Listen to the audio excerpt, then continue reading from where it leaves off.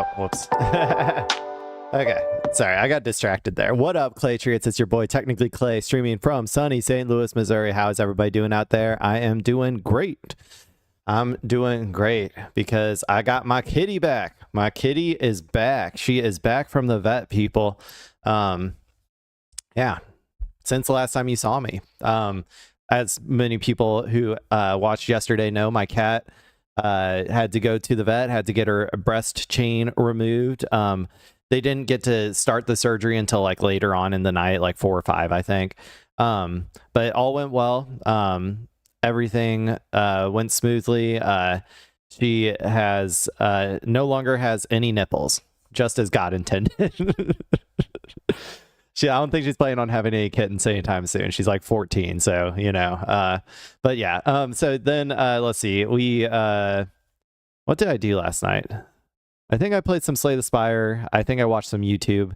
Really, that was about it. Then I because we're done with like rating season, by the way. I don't know if I ever even mentioned that, but yeah. So my Tuesday, Wednesdays are now just like free nights basically. But yeah, so then after that, let's see, I went to bed, woke up, normal day of work. I worked out over lunch. Good for me. Did upper body today. I'm just trying to get 2 days this week. So today and tomorrow, hopefully. Do a leg day tomorrow, and then that'll just set me up for like, you know, starting back again for real next week. It's hard. I've mentioned it before, but it's hard for me to get like a good full weekend when I don't start off strong. And since I came back from Chicago on Monday, I couldn't really start off strong then.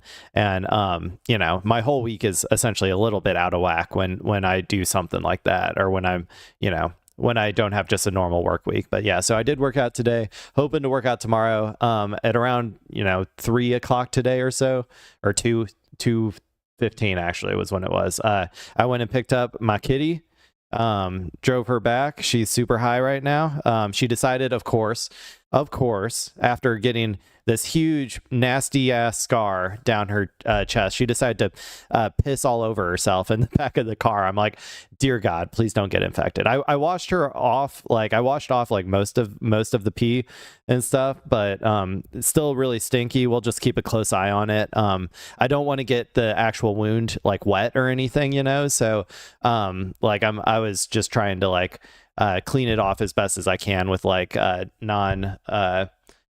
non smelly soap or whatever. I forget, like the neutral soaps or whatever. So I did a just quick scrub of like the back of her scar near where you know, where her butt is, where she peed all over. So yeah, we'll keep a close eye on that. But you know, last time she recovered nice and smoothly. I'm hoping we get the same thing here.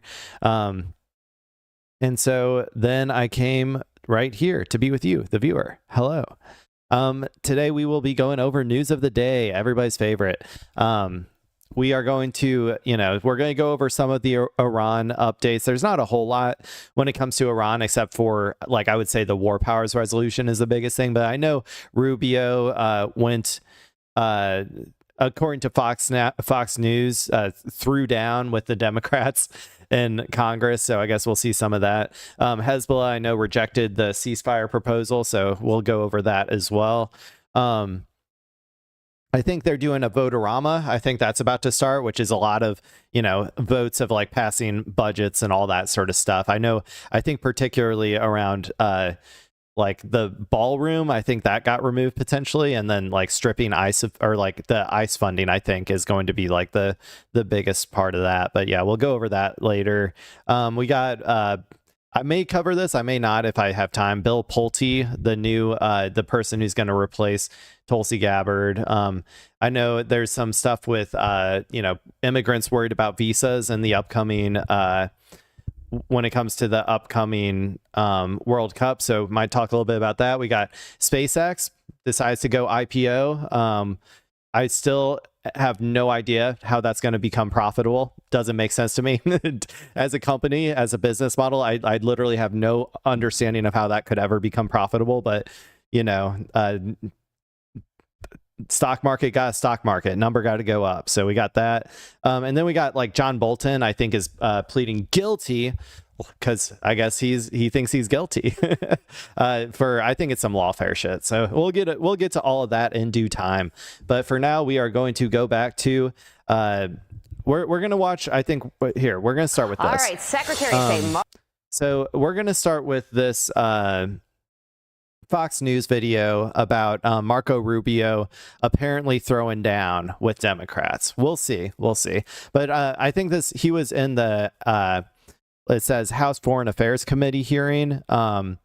And so I know that there were a lot of good clips from this, or like I've seen some good clips from this. So I'm curious, what all happened at this hearing, what people were calling him out for. I assume Iran is going to be a big part of it. And so that's why I'm kind of starting it at the top. I like to start with the Iran stuff. So let's go ahead and watch this. We'll see what's going on. We'll see if he throws it down or not. I hope he does. Best of luck to him. All right. Secretary of State Marco Rubio testifying on Capitol Hill in front of the House Foreign Affairs Committee. The secretary pushing back on Democrats for turning the hearing into an absolute mockery. Listen to this. It seems like you have an issue admitting facts. You won't admit President Trump is losing this reckless war of choice. And just like you couldn't admit that the shoes the president bought you were too big. We're talking about shoes. Are you guys... Pretty funny. I mean, that's pretty funny. I do agree with her. They are refusing to admit that Iran is winning the war, but that's not anything unique, I would say, to Donald Trump. I think that any president who was there, any Secretary of Defense, I think, or whatever Marco Rubio is in charge of, what I forget what his actual position is. One second. Marco Rubio position.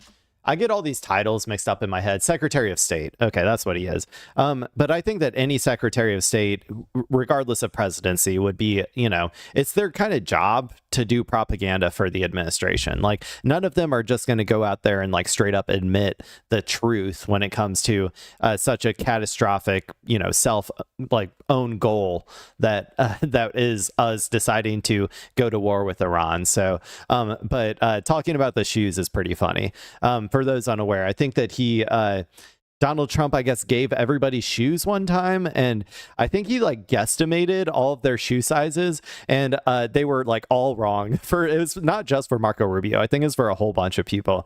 But yeah, and she's obviously just making a "you got tiny feet" joke, which it's the era of politics we're living in. I would personally love for it to be a lot more serious in the halls of Congress, but this is what we live through. This is American culture, so yeah, that's fine. Is kidding me? I mean, is this the Foreign Affairs Committee or is this like a circus? If you can't call out corruption in this country, then how can you call it out in another Well, I can't say anything because you won't let me speak. Why is she leaving? I'm going to answer her questions. I will.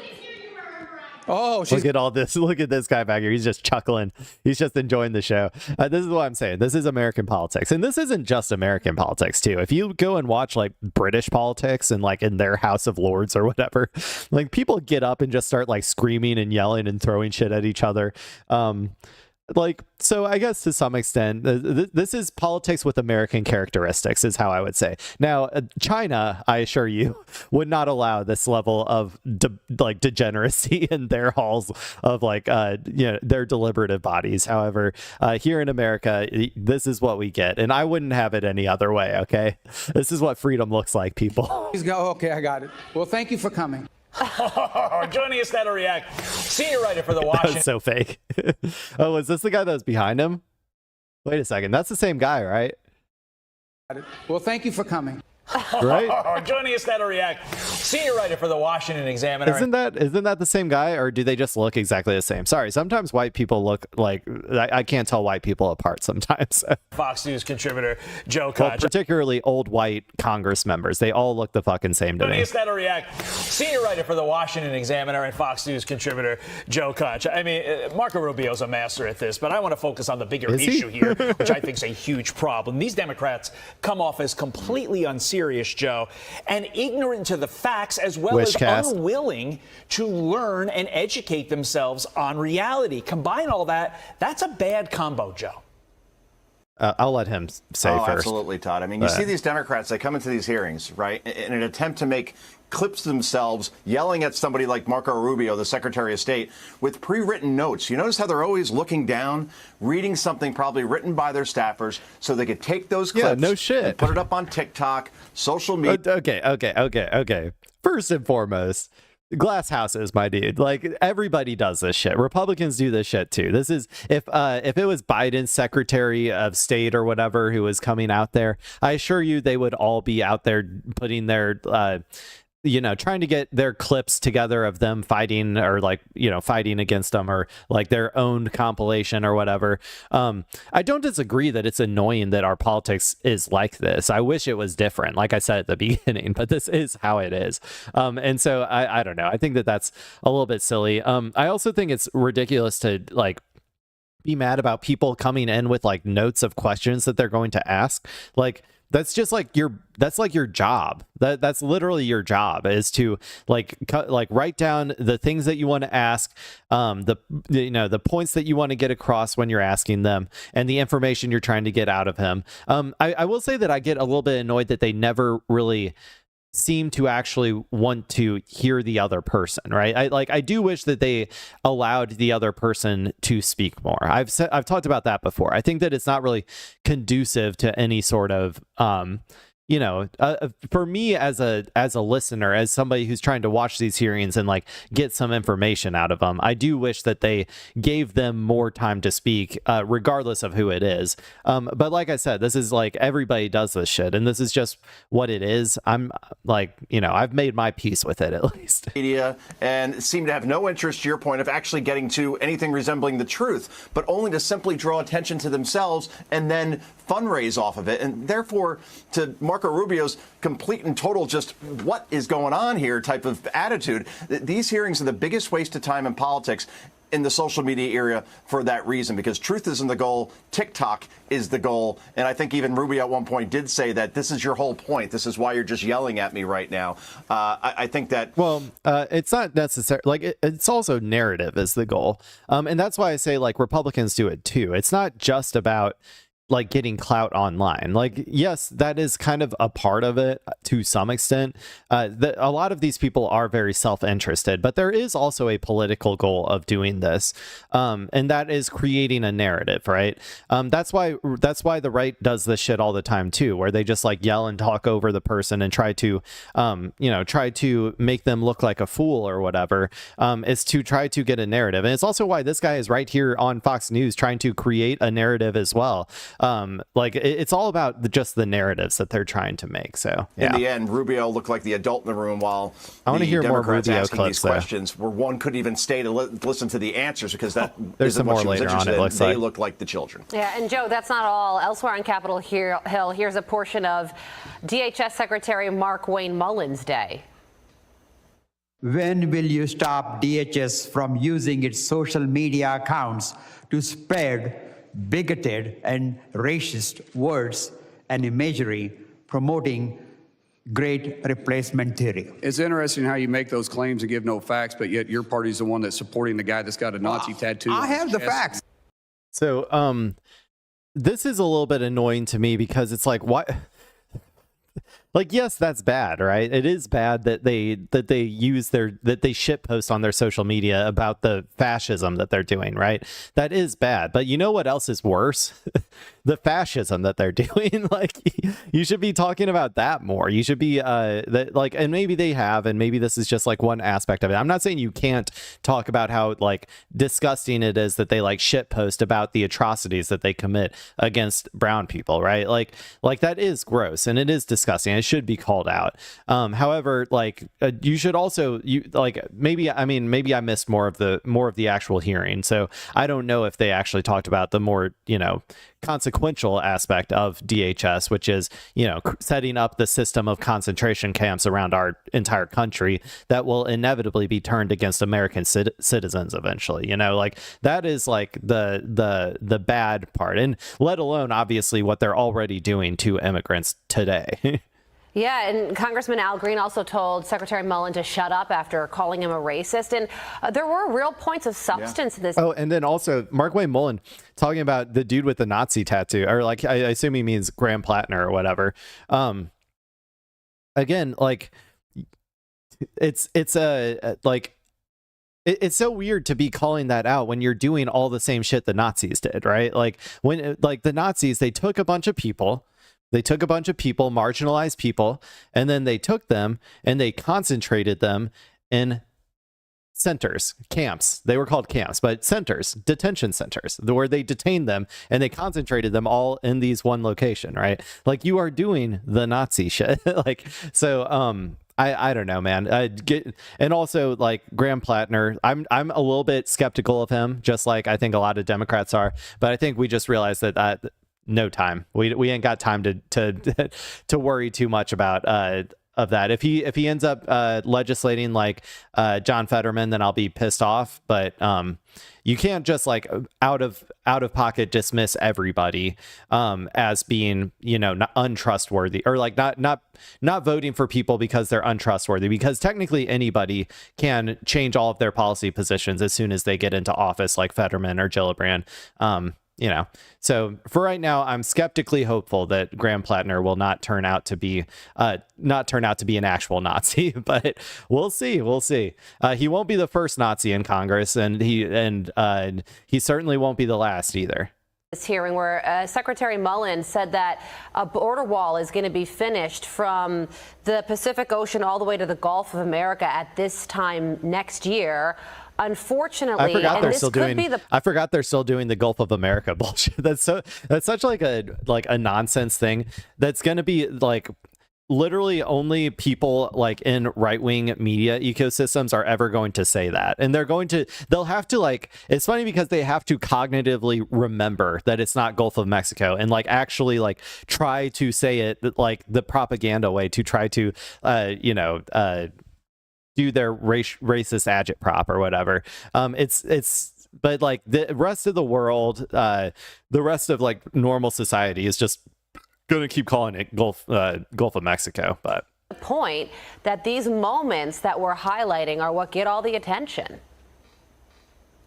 That's the thing, right? That should be a very, very big story, that the wall would be finished in that fashion. And all we're seeing are clips of what we just saw now. And then Al Green calling Markwayne Mullen a racist. And then you want to know why the wall is such a who cares thing? Is because for me, as like someone who doesn't like racist agitprop, I'm like it's just a monument to racism. Like that is how I view it. It is straight up just a monument of racism. But to a lot of like normal, like just like even like maybe right-wing-ish people or independents, they see it as just like a waste of tax dollars because it doesn't do anything, right? Like building a wall in no way under any circumstances reduces migration. Like, I'm sorry, it just doesn't, because the vast majority of migration is done through airplanes. Like people just fly over and they overstay their visa. Like that is the vast majority of like quote unquote illegal migration. So it's such a nothing burger that like I don't even think independents and right wingers even care that much about the wall at this point. Like I'm gonna be honest. It no longer serves its purpose as a way to gin up, like to get all of these people into like a racist rage, right? Like that, it was good as a propaganda tool for like trying to like get people to rally around some sort of like policy position or whatever, but it served its purpose now, and now I think a lot of people just don't care about it. Like it served its purpose, so nobody cares, so now it's just a waste of tax dollars. Wayne Mullen defending himself, saying, "Do you just call me a racist?" And then Al Green didn't tell him to shut up just once, but shut up 5 times, right? And the irony is that Markwayne Mullen is a Cherokee, right? So I don't know. That's just unbelievable stuff here. But again, this is just. And Candace Owens is a black person, and Nick Fuentes is a Mexican. White supremacy. It has broken containment. People. It's one big show at this point, and also. Cherokee. There's a long, proud history and tradition of white people claiming to be Native American in this country. I don't know why people do it. I think it like somehow reduces, like, it makes you feel like you can reduce your like guilt around the genocide of the indigenous people here or whatever to do so. So I'm highly skeptical that this man is actually like part Cherokee, in the same way that I was skeptical of Elizabeth Warren. Like I just like this has a long storied history, okay, of people just lying, and sometimes people don't even know that they're lying. Sometimes people like the lie got started like 2 generations back, and it's just been passed down throughout their family history and stuff. But that's just something to be aware of out there, people. It's good that a Markwayne Mullin or a Marco Rubio usually comes in and fires back like he did about Graham Plattner, and obviously supporting the guy with the Nazi tattoo. So in the end, whether it's Markwayne Mullin or he doesn't have Marco it anymore. Rubio, I should say, if he's the Republican nominee, just imagine him debating Kamala Harris or AOC for that matter, if they're the nominees.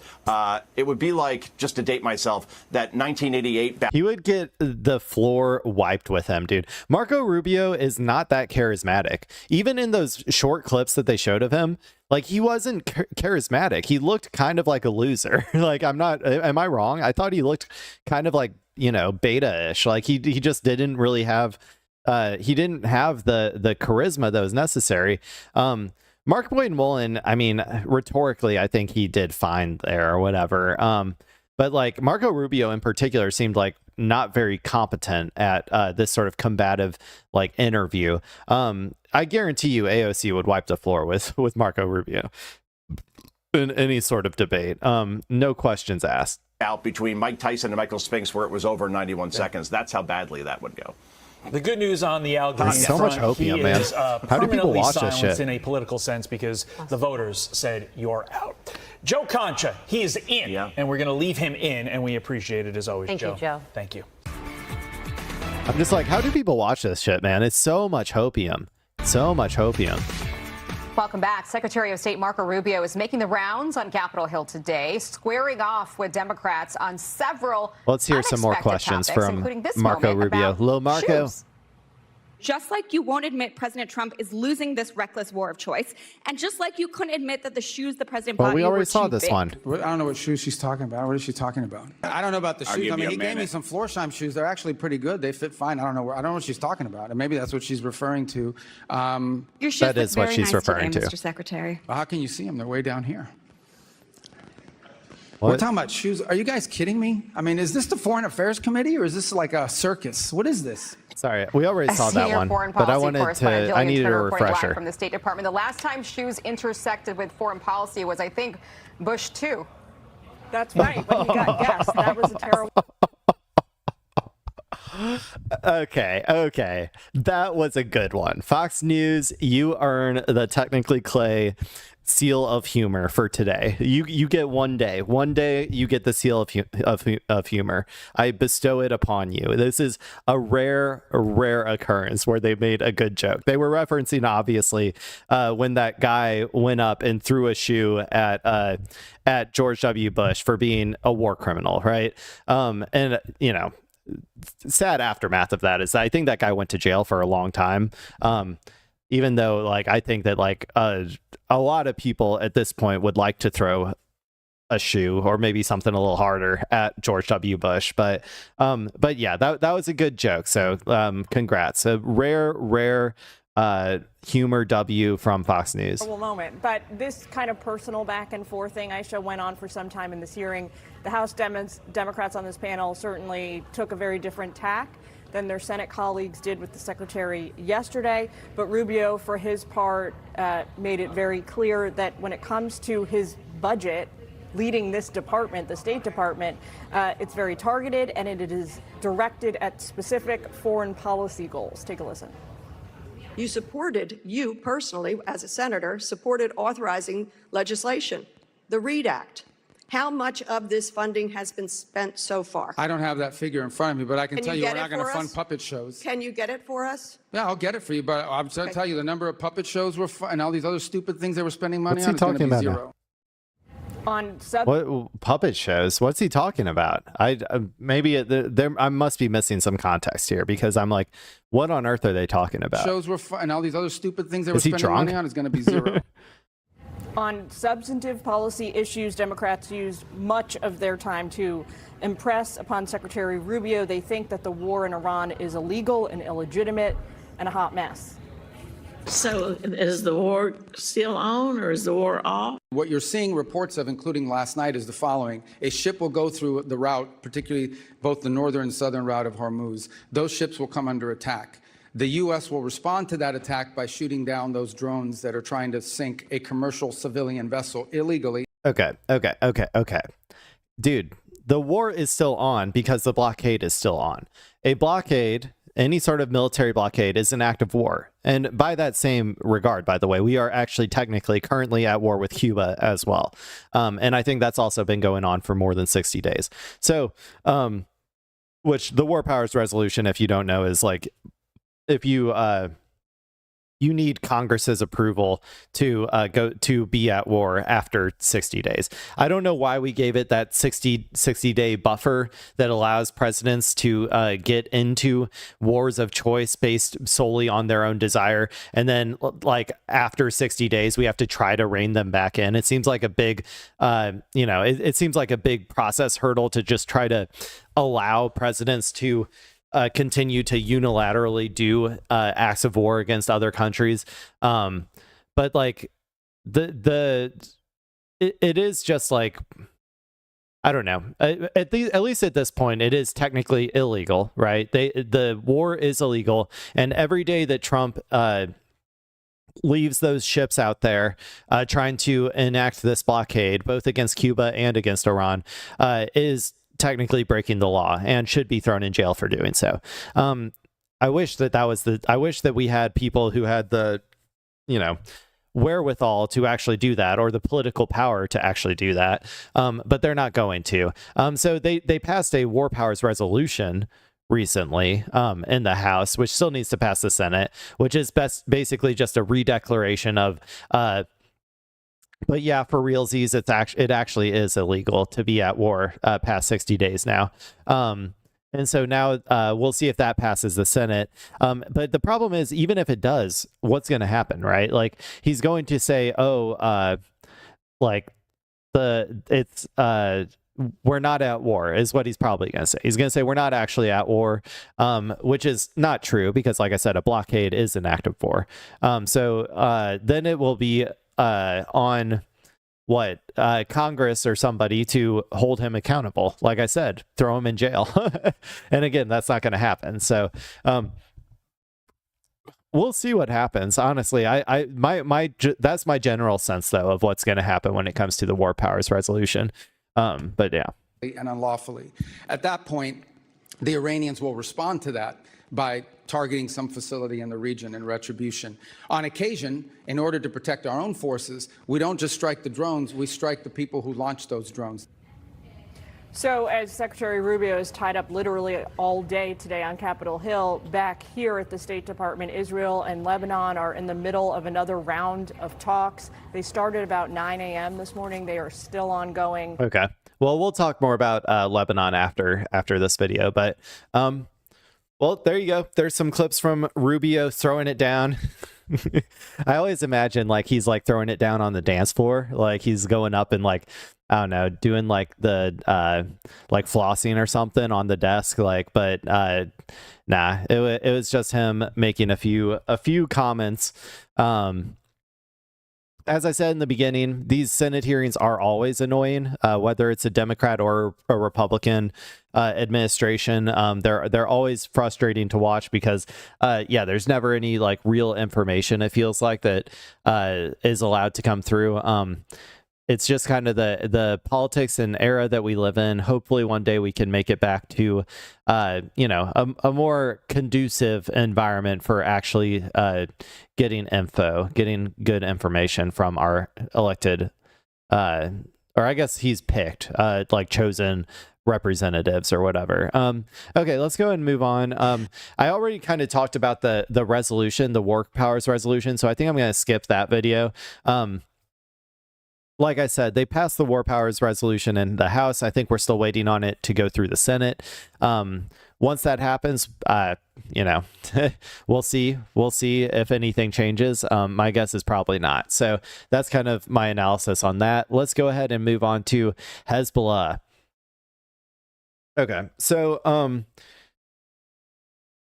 from the beginning, Iran has said that the ceasefire in Lebanon is crucial to, or like the cessation of hostilities in Lebanon is crucial to the proposed to the ceasefire itself that they signed on to, this temporary ceasefire, but also to any future any future deals that are going to be made in order to actually end the conflict, like a negotiated settlement.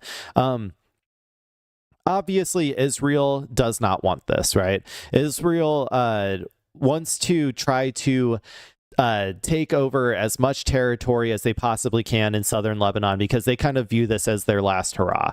They do not believe that they will have the future political support to be able to continue to behave in the same way that they're doing. I would argue also to Israel that you're not going to have the amount of political support to even maintain your current territory, let alone an expansion on your territory that you're doing in southern Lebanon. But yeah, so Iran is making that a core part of the ceasefire. And previously, Israel has kind of rejected it. But then I believe Trump made a very stern phone call, similar to how Biden kept making very stern phone calls to Bibi Netanyahu, and said, you better stop, no more firing on Beirut. And I guess temporarily, I think Israel abided by that, but that's not going to last very long. So I guess Lebanon and Israel agreed to a ceasefire. However, there was one party that was missing from that negotiation, and that's Hezbollah, the one that's actually fighting Israel. The Lebanese army is like fundamentally on the side of Israel, right? They are on board with Western imperialism, the Western imperialist project to take over Lebanese territory. And so when they forgot to have Hezbollah, the one that they're actually fighting, be a part of the ceasefire, apparently Hezbollah said, nah, we're not engaging in that ceasefire. So this video should kind of cover a little bit of that. Let's go ahead and watch it. Let's see what's going on. This is from France 24. Well, let's cross to Beirut. Renee Davis is our correspondent in the Lebanese capital. She's with me now. Renee, as I say then, the ceasefire really seems under threat today. And from where you are in Beirut, once again, there have been more Israeli attacks today. Absolutely. So like you just mentioned, we've seen continued Israeli attacks in southern Lebanon. In fact, whilst the Americans and Lebanese diplomats were celebrating the ceasefire negotiations yesterday, another UNIFIL peacekeeper was injured and later succumbed to his injuries today. This was in southern Lebanon. It's reported that he was injured amongst clashes between Hezbollah and Israel near the base. This is a Serb. Sorry, I missed that. I'm going to go back. I was reading comments. I'm sorry. I'm being a bad host right now. Americans and Lebanese diplomats were celebrating the ceasefire negotiations yesterday. Another UNIFIL peacekeeper was injured and later succumbed to his injuries today. Oh, UNIFIL. This was in southern. So the UNIFIL peacekeepers are, I think, largely French, and they're the like UN mandated, army or whatever, like the UN mandated military personnel to try and maintain the previous ceasefires that existed, right? Like the previous delineations of territory and all that sort of stuff. And supposedly, like, to try to, I think also to try to push Hezbollah out of various regions and stuff. But they've largely failed at that because they're toothless. Israel wouldn't allow any actual well-armed group to actually maintain this peace, like any sort of UN resolution. They would not allow an actual like well-trained military to come in and maintain the peace because anybody who is actually, because their goal is expansion, right? You don't want to like install a incredibly strong Western army on the neighbors, like on your neighbor's territory that you're planning to expand into in the future. That's like a dumb thing to do, so, like from Israel's perspective, because all they care about is expanding territory infinitely, right? And so the UNIFIL people are kind of irrelevant to this whole discussion, to be honest. Like I said, it's Hezbollah versus Israel. It's not UNIFIL versus Israel. It's not Lebanese army versus Israel. It is Hezbollah versus Israel. They are the ones who need to be at any sort of negotiations going forward. The Lebanese army is completely irrelevant. They should not be even invited to any of these negotiations. In Lebanon, it's reported that he was injured amongst clashes between Hezbollah and Israel near the base. This is a Serbian peacekeeper. This makes the 7th UNIFIL peacekeeper to be killed in southern Lebanon. I assure you it was Israel that killed him. I'm going to be honest. I mean, maybe it could have been Hezbollah, but I think the odds, if I had to place my Kalshi odds, I'd put it at like 60-40 that it was Israel that killed him. During this conflict, two of the peacekeepers were French nationals as well. So continued strikes, continued clashes. We also received reports by local media earlier today that Israeli troops might actually be retreating. Now, this is in Dibin, and Dibin is in the Marjayoun district. I spoke to the municipality of Marjayoun. They told me that the Israeli army called them earlier today to tell them that the road from Marjayoun, Clayat to Dibin was open. This was a road that was previously occupied by Israeli troops. So they've said to their residents not to go on this road until they have full security and clearance from the Lebanese army. They also told me that they've been speaking to residents from Dibin who said that they did see Merkava tanks and troops retreating back towards the border. So that's an unpacking. Okay, well, I mean, I'm not that surprised that would happen, because like Hezbollah has been murking these tanks, dude. They have destroyed so many Merkava tanks. Let me see. Hezbollah, how many Merkava tanks has Hezbollah destroyed 2026? 136 so far in 2026. You know, that's a lot. Each of those are like, I don't know, a couple million a piece. Merkava tank price 3.5 to 6 million. So, you know, that's a lot. That's a lot of like material damage that you are doing to Israel. And then not only that, but there's been a steady stream of like IDF soldier deaths, right? And those are only the deaths that they are like, you know, putting out into the media.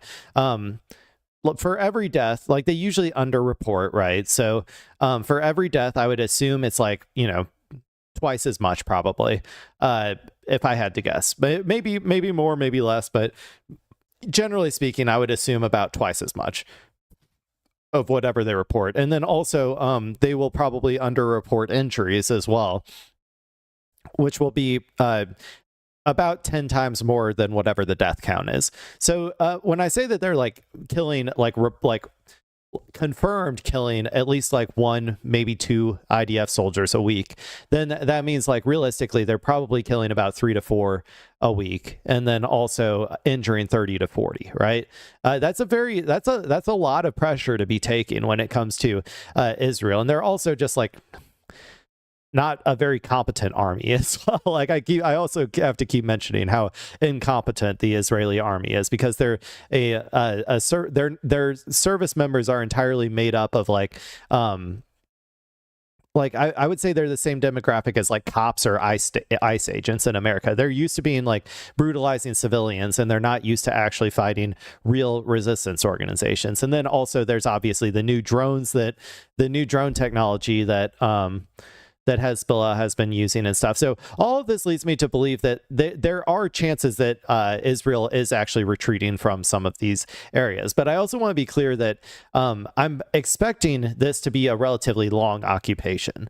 Like, I do think Hezbollah is going to push them out eventually, but I was thinking it would be more along the lines of like a year or two, maybe 5 years, like something along that, like that timeline, in terms of how long it would take for the cost to actually ramp up enough for Israel to be forced to withdraw. And that's all assuming that America doesn't force Israel to withdraw as a part of their negotiated settlement with Iran. So all of these, there's a lot of things happening right now.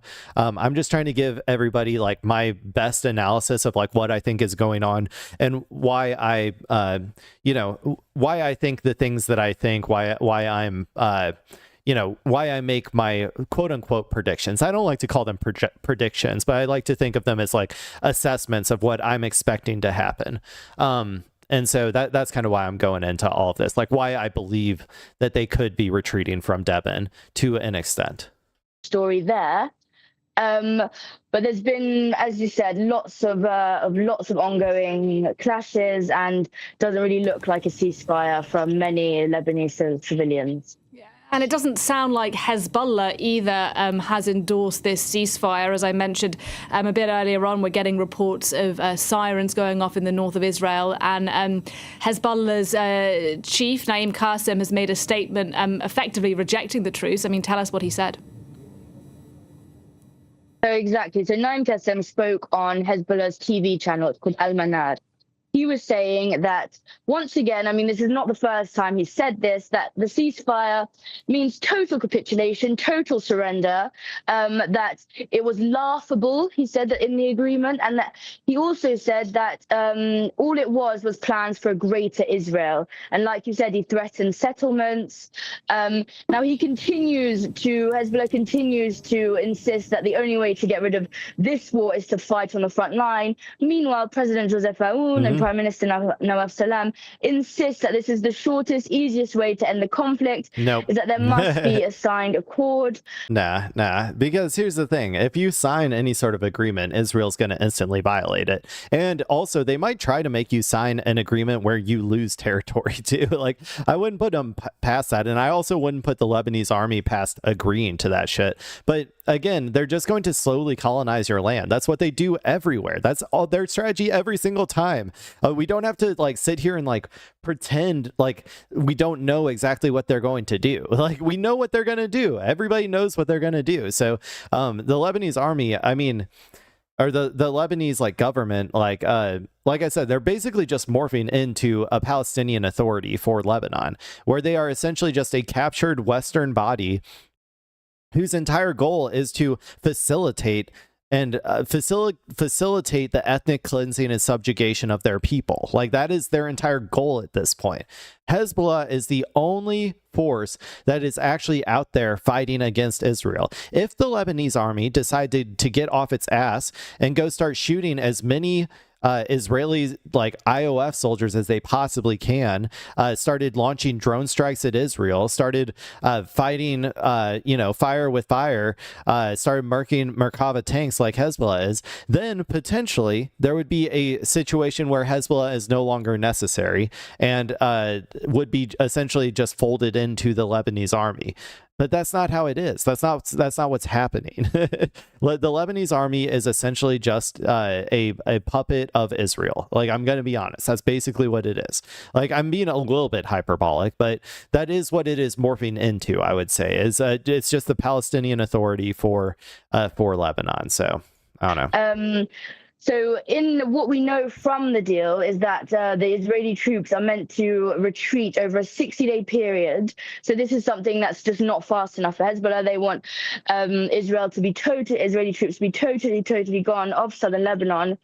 And Israel wants them to disarm and move north of the Litani, and that's still at a deadlock there. And that's also creating a deadlock in the US-Iran negotiations. All right, Rennie Davis for us there with an update from. Yeah, I mean, I don't think you can even start negotiating on any sort of actual peace deal with Israel until after they are pushed out, right?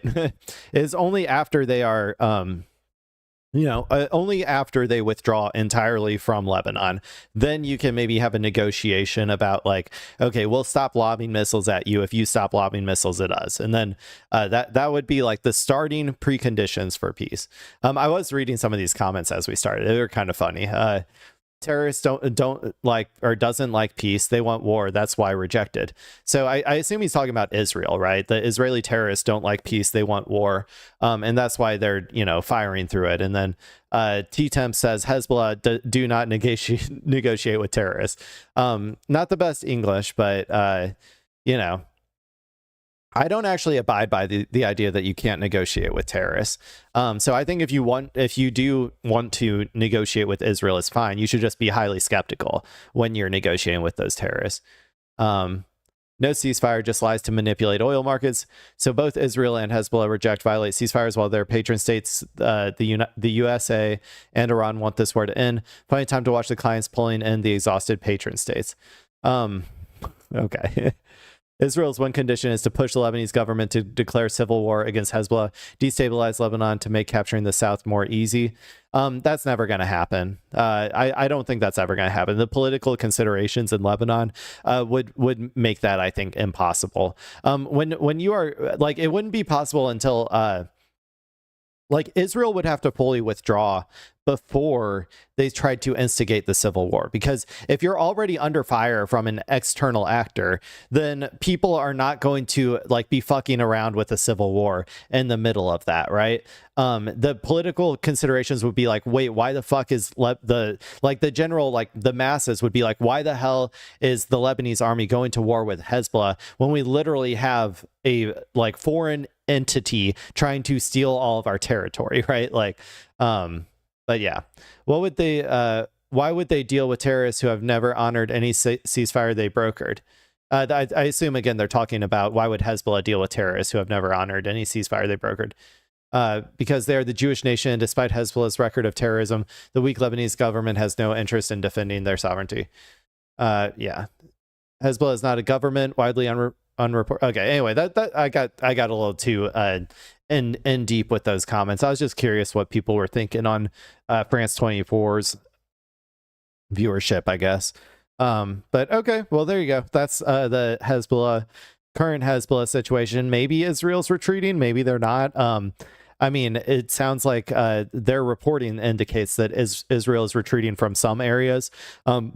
But I don't think that is in any way because of negotiations. I think that is strictly because of Hezbollah's battlefield accomplishments. Israel doesn't do things by negotiations. The only time that they ever pull back or do stop being, a brutal, barbaric expansionist state is when they are forced to by resistance organizations. So, okay, there you go, people. Let's go ahead and move on to vote-a-rama. Yeah, so I think that this is the vote-a-rama situation in the House right now, or the Senate, sorry, the Senate. So I guess they're trying to do votes on key funding decisions when it comes to ICE. It says ICE and CPB on this description. So let's go ahead and watch this. This is from Fox Business. Fox Business is generally less unhinged, but judging by who they're having on, it's probably going to be pretty unhinged. So anyway, let's go ahead and see what they're doing when it comes to this vote-a-rama with these funding decisions in the Senate. Welcome back. It's also Maria Bartiromo's show. So, she's probably 5 wines in at this point. Today, the Senate is set to begin debate on the $70 billion GOP budget reconciliation bill. It would provide long-term funding for ICE and Customs and Border Patrol. Reconciliation. This part of a vote-a-rama marathon series of amendment votes is expected today. The debate comes after Republican lawmakers cleared 2 major hurdles. They dropped the Justice Department's anti-weaponization fund. The DOJ said it's walking away, and that was a sticking point in securing full support for the bill. They also removed $1 billion in security for President Trump's White House ballroom. Joining me now is Florida Senator Rick Scott. Okay, so there, those are some relatively major L's for Trump. I don't know exactly why like, I'm curious what the political considerations of the Senate actually are, right? Like in terms of like people continuing to back every single, you know, one of Trump's insane demands versus some of them potentially being like, we'll get on board if you get rid of this like stupid shit. Like I'm just kind of curious what's going on behind the scenes when it comes to that stuff. Also, by the way, Jesus Christ, Rick Scott looking like the crypt keeper over here, man. This is death himself. House ballroom. Joining me now is Florida Senator Rick Scott, a member of the Senate Homeland Security and Budget Committee. Go Senator, die I already. understand that you had to save some years for the rest of us, man. drop the $1 billion for the ballroom when we know that this is a security issue. The president has been shot at 3 times now, and yet you can't get your colleagues to buy into this bill unless you get rid of the ballroom money. Well, number one, yeah, it's for the president's security. I mean, he's been targeted so many times.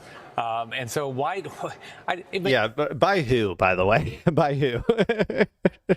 Like, by who? Like, come on, man. Like, we can't, like, I think that we need to acknowledge more often that, like, it's usually disaffected, like, Trump, like former Trump fans that are like going around trying to shoot up the president. But yeah, I mean, obviously, like, it's probably honestly for the best that this happened because everybody hates the ballroom shit, man. It's like it's classic like Marie Antoinette, like let them eat cake bullshit. Like nobody wants to see you making this multi-billion-dollar ballroom while people can't afford rent, you know, like people can't afford to fill up their car and go on their road trip like they used to or whatever. People can't afford, I don't know, to feed their fucking like pets, like or to pay for their cat's surgeries like I have to, you know, like people don't like that shit, man. So I think it might be like you know, potentially an actual benefit that this got stripped out just because it's so unpopular. If it was a Democrat president, all the Democrats would be on board right away. But because it's Trump, they're against anti-Trump. By the way, I don't think, first of all, I don't think any Democrat president would do this without like following every single like letter of the law to try to get it to happen. Like waiting for it to come through Congress and all of that sort of stuff. Like no Democrat would just go out and start doing it. Now, I want to be clear. I want Democrats to start playing the same games as Republicans. Like I want, if they want a fucking ballroom, I guess go out and fucking do it. I'd rather them use that power though. Use the power that Trump is attaining for the presidency for like you know, implementing executive orders and laws to fundamentally help the working class, right? Like that's what I want the next Democrat president to use it for. But in general, though, Democrats are too much of pussies to ever do anything like this without getting 100 levels of approval from every single body and their mother to like tell them that, yeah, it's okay for you to do this, you know? why is it taking us so long? This is what we're voting on. We're voting on whether individuals like this should have been murdered. These were 4 young women murdered by illegal aliens, and it's going to take us months to get this passed. We should never have let the Democrats have all their priorities back in January, and then we don't fund ICE and CBP. And then you look at Delaney Hall up in New Jersey. These rioters, along with some Democrat senators, are up there defending people that kill our kids. This is the crazy. Dude. That's not what these people are. Like, this is insane. You can't just say that shit. He's like, every brown person kills all white people. That's like the level of like propaganda that they're on now. That is insane. All of the people who are at Delaney Hall are just straight up like people who like overstayed their visa, or people who were just like working on a farm. Like they were just working on a farm and they got black bagged and thrown in there. Like there aren't any, as far as I'm aware, violent criminals in there. Am I wrong? Maybe I'm wrong, but I'm pretty sure that in Delaney Hall in particular, there are no violent criminals. Like I thought that at the very least, I thought that they would deport the violent criminals as opposed to just keeping them indefinitely in like slave labor camps. But yeah, that's crazy. And it should be a common sense, no like non-controversial move to go out there and protest concentration camps, because I keep telling people this is not where it ends. It doesn't end with just your like illegal immigrants. OK, it doesn't end with just immigrants. OK, it ends with you. It ends with me. This is where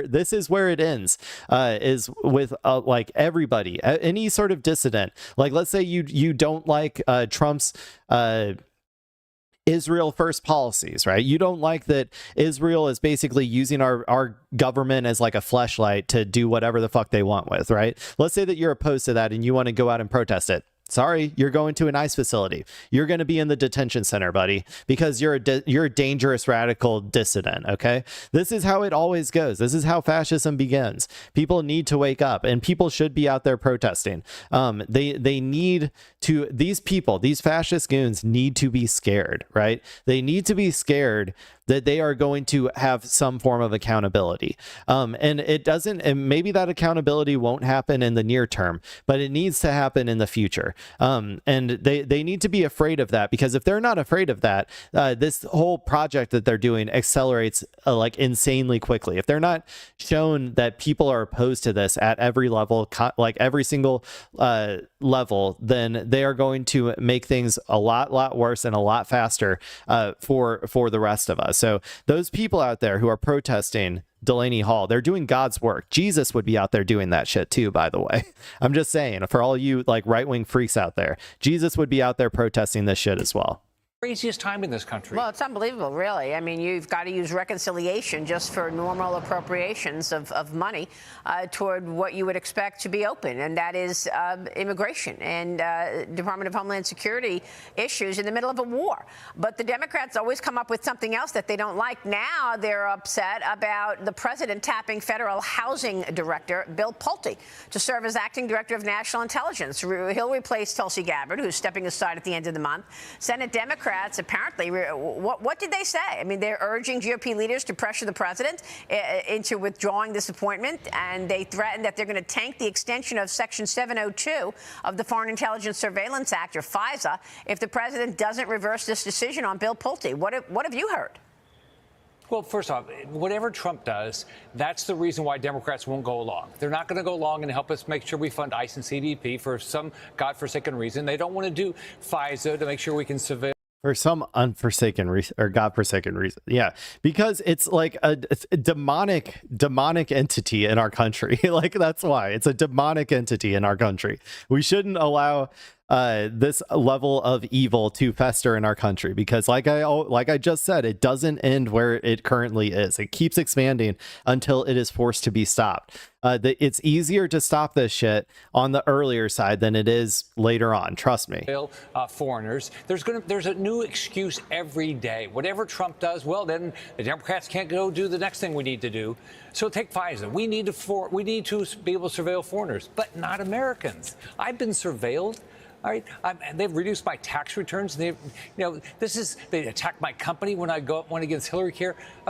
Under Biden, I think they did 3 million warrantless searches. So we need to do these things. But Democrats, it's just some excuse every day about, don't do something else that's important because Trump did X. Whatever he does today, then that means they don't do something tomorrow. Yeah. So what are you going to do about it? By the way, okay. One of the major reasons that that people claim that like immigrants are like some sort of problem is that they say that they're like a drain on the system, right? That's what they say. It's not true. Immigrants contribute taxes, right? Illegal immigrants contribute taxes. They also are not allowed to take part in any of our services at all. Like any of the welfare state that we have created, they are not allowed to take any advantage of any of that. So they are literally straight up just like paying extra money to the government compared to the average U.S. citizen. And this guy right here, Rick Scott, Senator Rick Scott's connection to Medicare fraud stems from his tenure as CEO at Columbia HCA in the 1990s. The company ultimately pleaded guilty to 14 corporate felonies and paid a record $1.7 billion in fines to the federal government for defrauding Medicare and Medicaid. I think it might be the largest. I think it literally might be the largest instance of Medicare fraud that has ever existed, is this one right here. And so, like, 1.7 billion is insane, right? Like, and like these people don't like they aren't actually serious when they talk about things like fraud or things like I don't know, like any of this stuff when it comes to like the reasons that they give for detaining these immigrants who, like I said before, are not criminals. They are not criminals. They are just people. They have not committed crimes. They are people who have overstayed their visas, or they're people who have are just like workers, like they work the farm or they work the local deli. They're parts of our community. They are literally just people. And it's just, I don't know, it's so demonic what these people do. No, I mean, you've got the midterms coming up in a couple of months. I mean, the Democrats say Bill Pulte has no national security experience. The president said that his work leading Fannie Mae and Freddie Mac will overlap with those new responsibilities, Senator. But I mean, look, if you've got the authorization of the nation's foreign spy powers set to expire next week, you've got to move on this and do something about it. What are you going to do going into the midterms if you lose some support in the House and they lose the majority? It's only going to get worse with the Democrats telling you what the agenda is. Absolutely. Well, by the way, they're doing a lot of it now by holding things up. That's why I think we have to get rid of the filibuster, because what we've done is we've allowed the Democrats to block every logical thing that's good for Americans. All right. And so it's so frustrating because I came up here to get stuff done. Yeah. I mean, my colleagues did. And the Democrats block everything that's good for Americans. They don't want tax cuts. They don't want to make sure we can surveil. Do it. Please get rid of the filibuster. I would be, Rick Scott, I want you to know personally, I am a dangerous radical leftist. Okay. And I would be so upset. I would cry every single night. I would cry tears every single night if you got rid of the filibuster. Please don't do it. Please. Do you think I tricked him?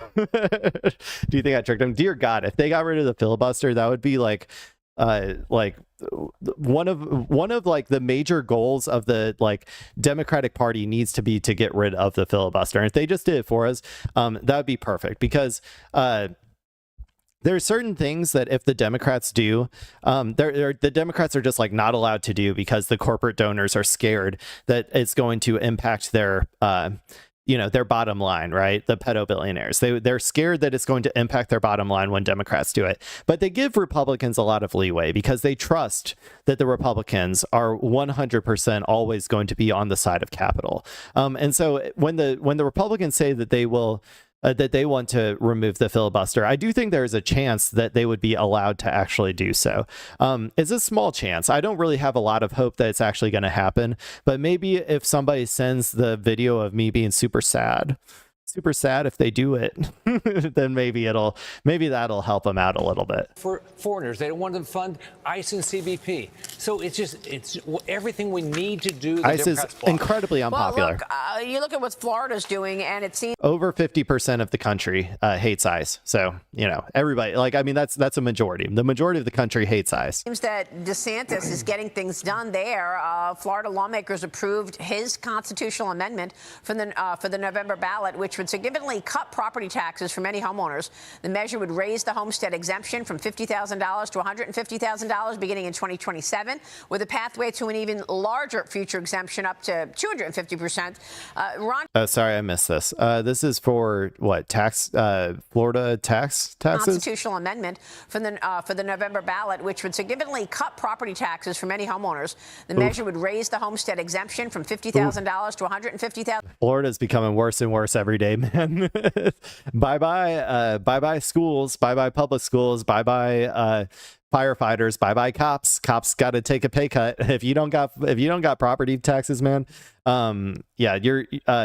It's one of those things where it's like I like to talk about how like there's this idea of like billionaires fleeing various states or whatever. Like if Zoran is elected, they're gonna flee New York. I keep being like, please go, because this is what happens when you get a bunch of billionaires in your state is they start buying all of the politicians in your area, and then they implement like pro-billionaire, pro-corporate tax policies and stuff that immediately like destroy like the community, like they eviscerate and destroy the community as fast as possible. Like Florida is speed running that shit right now, man. It's crazy. $1,000 beginning in 2027, with a pathway to an even larger future exemption up to 250%. Ron DeSantis, the governor, told me all about it on Sunday. Here's what he said. Okay, this isn't related to the vote-a-rama thing anymore, so I'm just going to go ahead and move on, I think. Okay, well, that was kind of fun, I guess. Got to see Rick Scott talk about his little oopsie daisy when it comes to Medicare fraud. Let's go ahead and move on to. Let's go to this one. Whoa, this is a short one, by the way. Only what, a minute and a half according to the video, but let's go ahead and watch this. This is something that I'm kind of curious about because I'm not a big soccer fan. I'm not a sports guy. I talk about it a lot. It's not really my thing. Okay. But I know that we're having the World Cup here in America, and I think in Mexico and Canada, maybe, I can't remember. I think in Mexico at least. And a part of that is obviously like soccer, football, as they say, has a very large international fan base, right? And there's a lot of people from all over the world who like to go watch the World Cup, right? But also at the same time, you have like a straight up like fascist in charge of the United States who is like threatening like every immigrant that comes into the country, like with deporting them to like a slave labor camp in El Salvador where they get like sexually assaulted and shit, like and tortured, right? Like this is what they're threatening people with if they have like, I don't know, like a JD Vance meme on their phone or something, right? So there's this really weird juxtaposition of like Trump wants so many people, like he wants this event to be a success because he doesn't want to be viewed as like, having a failure or whatever, like having a complete and total failure of an event. In some ways he's very much like I don't know, it's about his ego, I guess, right? But also at the same time he's made our country like inhospitable to any sort of like any sort of person coming over here, especially if they are critical of like the right, generally speaking, or like right wing, usually just like American politicians or whatever. So I guess this video should cover a little bit of that. This is about 2026 World Cup. Senegal fans fear United States visa barrier. So let's go ahead and watch this. Maybe it's harder to get a visa now. I would probably expect so, given how, like I said, how antagonistic we are currently to any sort of immigrants. 12 gone deer are still hoping for a Hail Mary. The well-known Senegalese fan club are unlikely to make the trip to the World Cup after immigration restrictions were imposed on Senegal by the Trump administration. The club's president hopes that a diplomatic solution will be found. I'm not complaining about the music itself. I'm sure the music itself is beautiful in person. The audio though, it is like it is clipping so hard. It is the most clipping I've ever heard of audio. It's kind of rough. Administration. The club's president hopes that a diplomatic solution will be found to secure visas for his teams. Our authorities are by our side, looking at ways and means to ensure that we can make the trip. But if we cannot afford the policy we want, we will make do with what we have. While the United States has lifted the deposit requirement between $5,000 and $15,000 US, obtaining a US visa remains very difficult for Senegalese nationals. So the Football Federation is counting on the country's diaspora to fill the North American stands. It's true that it's a shame. So do you have to, I didn't know you had to pay that much for a visa. That's insane. 5 to 15,000. That's crazy, dude. But yeah, it sounds like, I guess maybe the Senegalese are maybe being like are having more problems than most, I guess, when it comes to getting a visa. Shame for the 12 Gande who have been with us for nearly 30 years. This is the first time this has happened, but we will adapt. Senegalese living in the United States are eager for the team to arrive so they can support them, and I think they will rise to the occasion. Rights organizations such as Horizon Frontières are in disbelief over such restrictions on attending the world's biggest football event. La fête est déjà gâchée. The celebration has already been spoiled because you can't host a World Cup without supporters.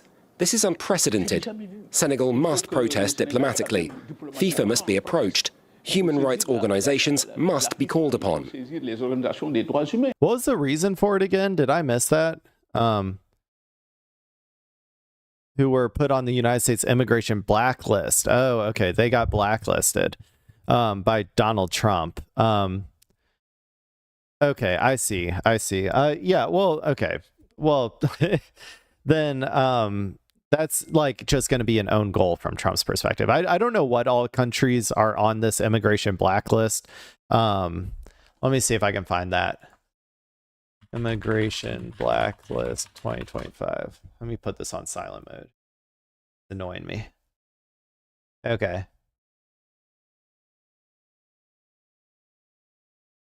Yeah, there's a 39 country travel ban list. It's mostly just, it looks like it's mostly, I'll just pull it up. Oh, visa pause. Well, it's 75 country visa pause. Okay. Well, I don't know exactly which one of these it was in. Let me see if I can find Senegal. Okay. Partial ban. Interesting. But yeah, well, so this is like the conflicting thing, right? Like I talked about, like you're making it near impossible for anybody in the international community to actually come to this shit. Or like even if they can come to it, they don't want to, because like I said, it's a risk. It's a risk to be an American as any sort of immigrant, any sort of person on a visa. If you say the wrong thing in front of the wrong person, you could be literally black bagged and thrown into a concentration camp. Like it's not a good time. It's not a good time to travel to America. So I am very curious about what's actually going to happen when it comes to the World Cup. Going forward, but we'll see. We'll find out. I think it'll just be a lot of Americans probably who go, if I had to guess, like probably like potentially the least internationally diverse like crowds to watch ever in America. But I'm assuming that a lot of these people though would be able to go if it is in Mexico as well. World Cup 2026 locations. Yeah, it is Canada and Mexico. So I guess if you go to the Mexico ones, you'll be able to, you know, that's probably your best bet, or the Canada ones.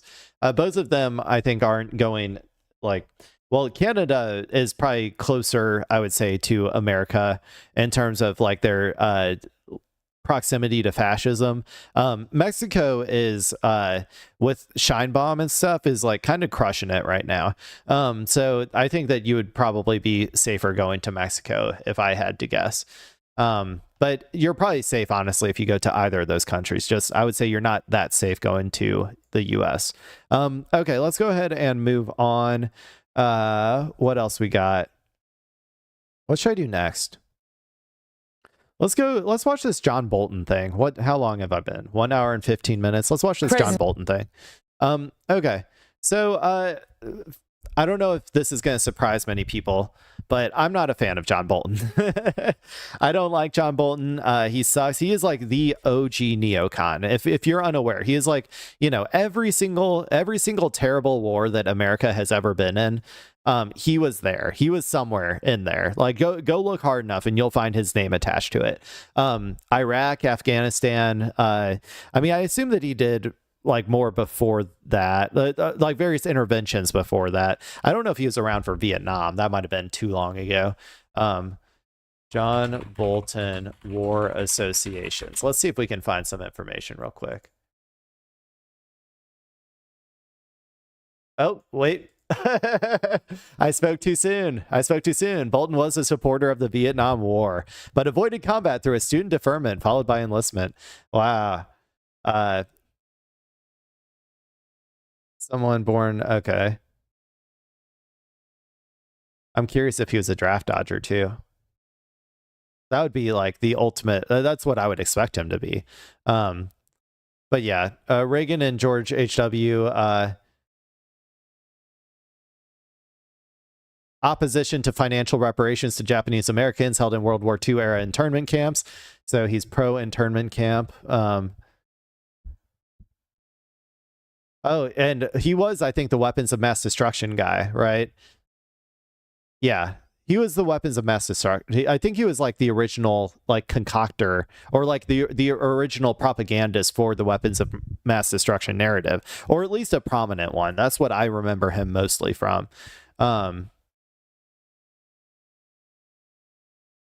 Claims about Cuban weapons of mass destruction. If it ain't broke, don't fix it, I guess. And ambassador to the UN. Man, he is. Oh.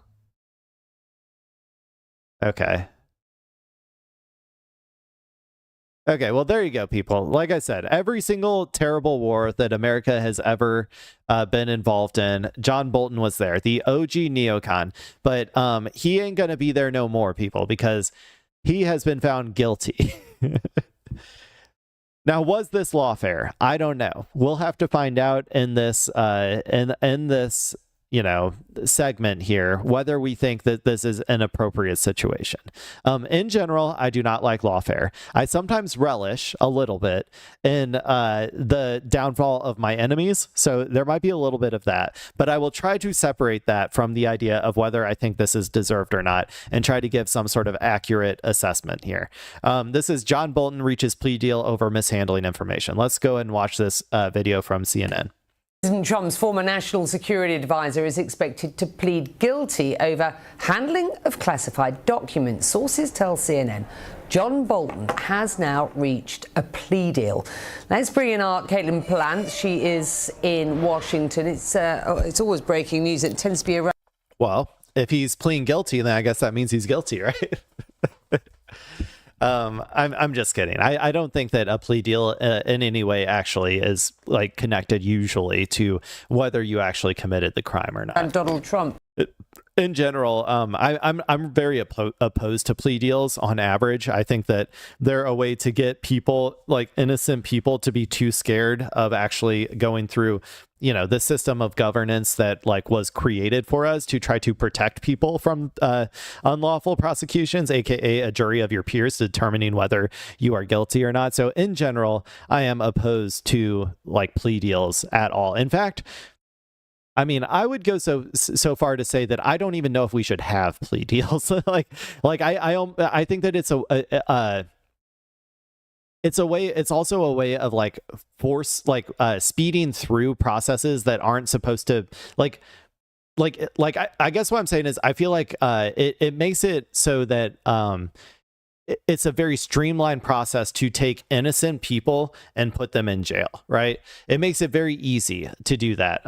And also to take people who would have been found innocent, who might be guilty, like let's say guilty of like smoking a joint or something back in the war on drugs days. Take a lot of people who might be guilty of that, but not putting them through the entire process that could have them found innocent if there's not a strong enough case, or if somebody wants to nullify the jury, which is very possible and legal, by the way. You are allowed to nullify juries if you do not agree with the charges. Just don't tell the people who are asking you questions at the beginning that that's what you intend to do.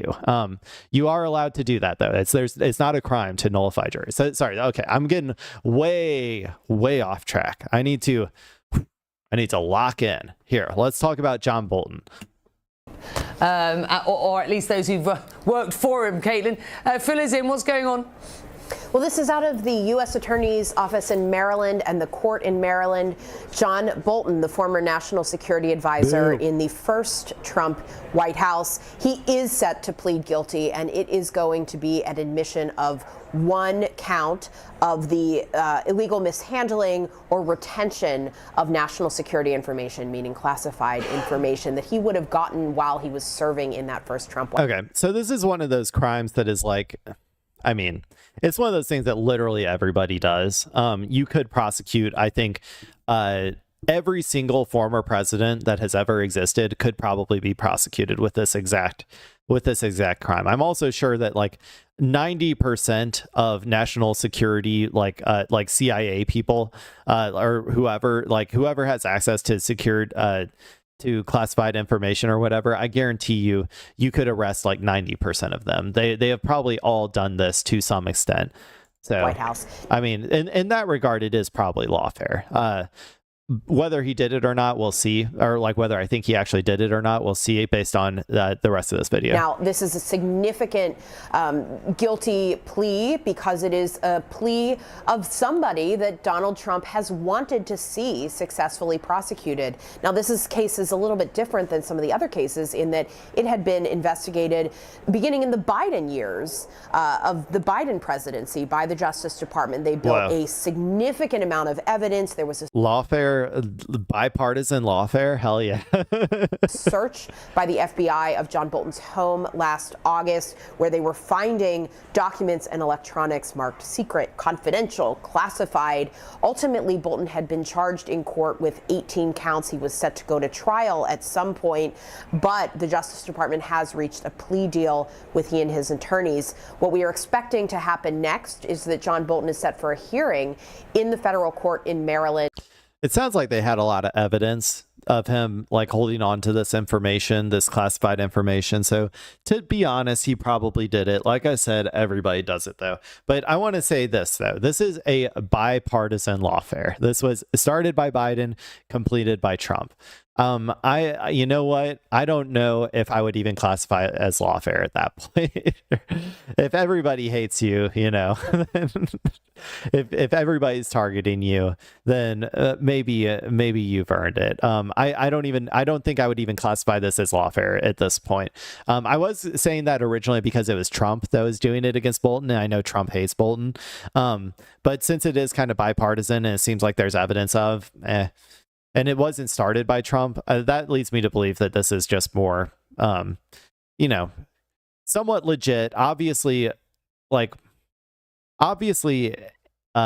I said, everybody does it, but it's like that's not a reason not to charge people with stuff. So, and at the end of June, where he would theoretically tell the judge he was going to be pleading guilty to one count of retention of mishandling classified documents, retention or mishandling of classified documents, and then there would likely be a sentence. Now, that's an interesting part of this as well. We're waiting to see what the Justice Department would want. This is someone that Donald Trump has hated so much that he fired him.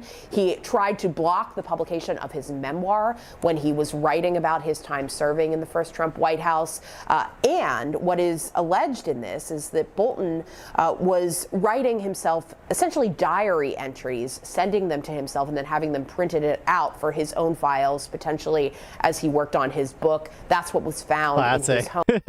Dude, can we just make it illegal? Can we just make it illegal for people to like write books, like write books about your time doing national security shit? I mean, okay, to be honest, I kind of personally, I don't actually agree with that because I'm pro leak. I think that every leak by any means is a good thing, like whether it's due to incompetence or malicious intent against the nation state of America or whatever, or just straight up like corruption when it comes to like Trump's family and stuff. Like I'm sure they have tons of documents all over their houses too, like to like sell to the Saudis or whoever that is the highest bidder, right? Like I am pro leak under all circumstances, so I actually am like I am fine with all of this happening, I guess. But to all of the national like security like people like freaks who get so up in arms about our national security, don't you guys think that we should just make it illegal for these like stooges to write books, like to in any way like profit from their positions? Like, shouldn't we just make that illegal? Honestly, I could get on board if you expanded it to they should not be able to profit off of their positions in government whatsoever, right? Outside of their salary. Like if you made that a law, then I would be on board for it. But otherwise, I do want to preserve the amount of leaks that we can get of this classified information. Notes that would have contained classified information. But the Justice Department could ask for prison time for the former national security advisor. That always doesn't happen in cases like these where it's one count of mishandling classified information. There's also a request, or at least we believe part of the agreement, where John Bolton is agreeing to pay a fine of more than $2 million. Now, we're still waiting to see the exact court documents and what they say about that agreement. We would also be waiting to see what the judge decides as far as sentencing and penalties go for John Bolton. But that would be a lot of money for someone to pay in a national security documents case like this. Still, a very significant guilty plea secured by the Justice Department and expected to be announced at some point very soon, with John Bolton headed to plead guilty at the end of June. Becky? Be fascinating to see what Donald Trump posts on his social media platform about that when it is released. Caitlin, always a pleasure. Thank you. I want to bring in our chief law enforcement and intelligence analyst, John Miller. John, what do you think? How significant is this now? Well, this is John Bolton caught between a rock and a hard place. When he wrote this book, in the room where it happened, the Justice Department came out with a civil suit trying to block the publication because it had classified material in it. But it's been years later when the Trump Justice Department, under then Attorney General Pam Bondi, last October, and I think this is a book that came out in 2020, last October, indicted him on 18 counts, as Caitlin Pullins told us, of retaining classified information, transmitting classified. I will say this, though. He probably shouldn't have taken the plea deal from his own personal perspective. And the reason that I say that is because this government is so far one of the most incompetent ones that has ever existed when it comes to actually handling cases. Like, they are failing spectacularly at most of their cases. Again, they're bringing against their rivals or their political enemies and stuff. So, from his own perspective, if I were John Bolton and I didn't kirk myself just instantly, then I would have probably continued through and not taken the plea deal and continued through to a trial, just banking on their incompetence. That's what I would probably do. But like I said, if I was John Bolton, I'd probably kirk myself instantly. Information and failing to disclose when it turned out that it was believed that the Iranians had hacked his computer to government officials, that there was classified information in there. So each one of those 18 counts is... Like I said, I'm pro-leak. Whether it's Iran, whether it's Russia, whether it's China, whether it's Sudan, Saudi Arabia, Israel, I don't care. Take that info and put it online, please. 10-year count for the disclosure of national defense information. He could have been facing a significant amount of time in prison if he were convicted. Even if he was convicted and all of the charges were bundled into one 10-year or 5-year term, it's a big risk. So this guilty plea is John Bolton saying, let's get a recommendation from prosecutors on a sentence. Let's get a deal with the government. I think I'm done with this. I've talked about Bolton enough. I don't know. I hope he does go to jail, to be honest. It sounds like he did it. I'm not going to cry. I'm not going to cry when my enemies, go to jail, even if it is somewhat of a lawfare thing. But I don't necessarily, I know that he is the enemy of Donald Trump, but the fact that it was Biden who started this investigation just makes me kind of think that, I don't know, right? Like, it's not really a lawfare if it's bipartisan, people going after you. And as I said before, you don't, just because everybody does this exact same thing doesn't mean that you shouldn't charge people for doing it, right? So I don't know, if I became president, it's for instance, if I became president tomorrow, I would go after all of these people for everything that I possibly could find on them, right? I would go after John Bolton. I would go after George W. Bush. I would go after Trump. I'd go after Biden. I'd go after Obama too. He did a lot of war crimes. We could probably find something on him. I'd go after all of these people and try to throw them in jail for as long as I possibly could. Now, people, I guess that would be considered lawfare, but it's like I'm not going after them for like I'm going after them for being bad people, right? Like I'm going after them for doing crimes. And so I guess in that regard, it's not really lawfare. If it would be different if I was going after them for like speech or something, right? Or going after them for yeah, that sort of stuff. So anyway, that's kind of my opinion on it. Rest in peace, John Bolton. Once you die, well, hopefully you'll rot in a cell for a little while. But I honestly kind of doubt that he's gonna actually like go to jail. Maybe he will, but he's I don't know. I'm kind of doubtful that he's gonna actually go to jail. I think he's just gonna pay a fine and maybe be like forced to apologize or something. Okay, let's go ahead and move on. I got a whole bunch of like small stories I think that I can go over now, just for fun. Maybe not fun, but let's go and watch this one. I don't know anything about this, people.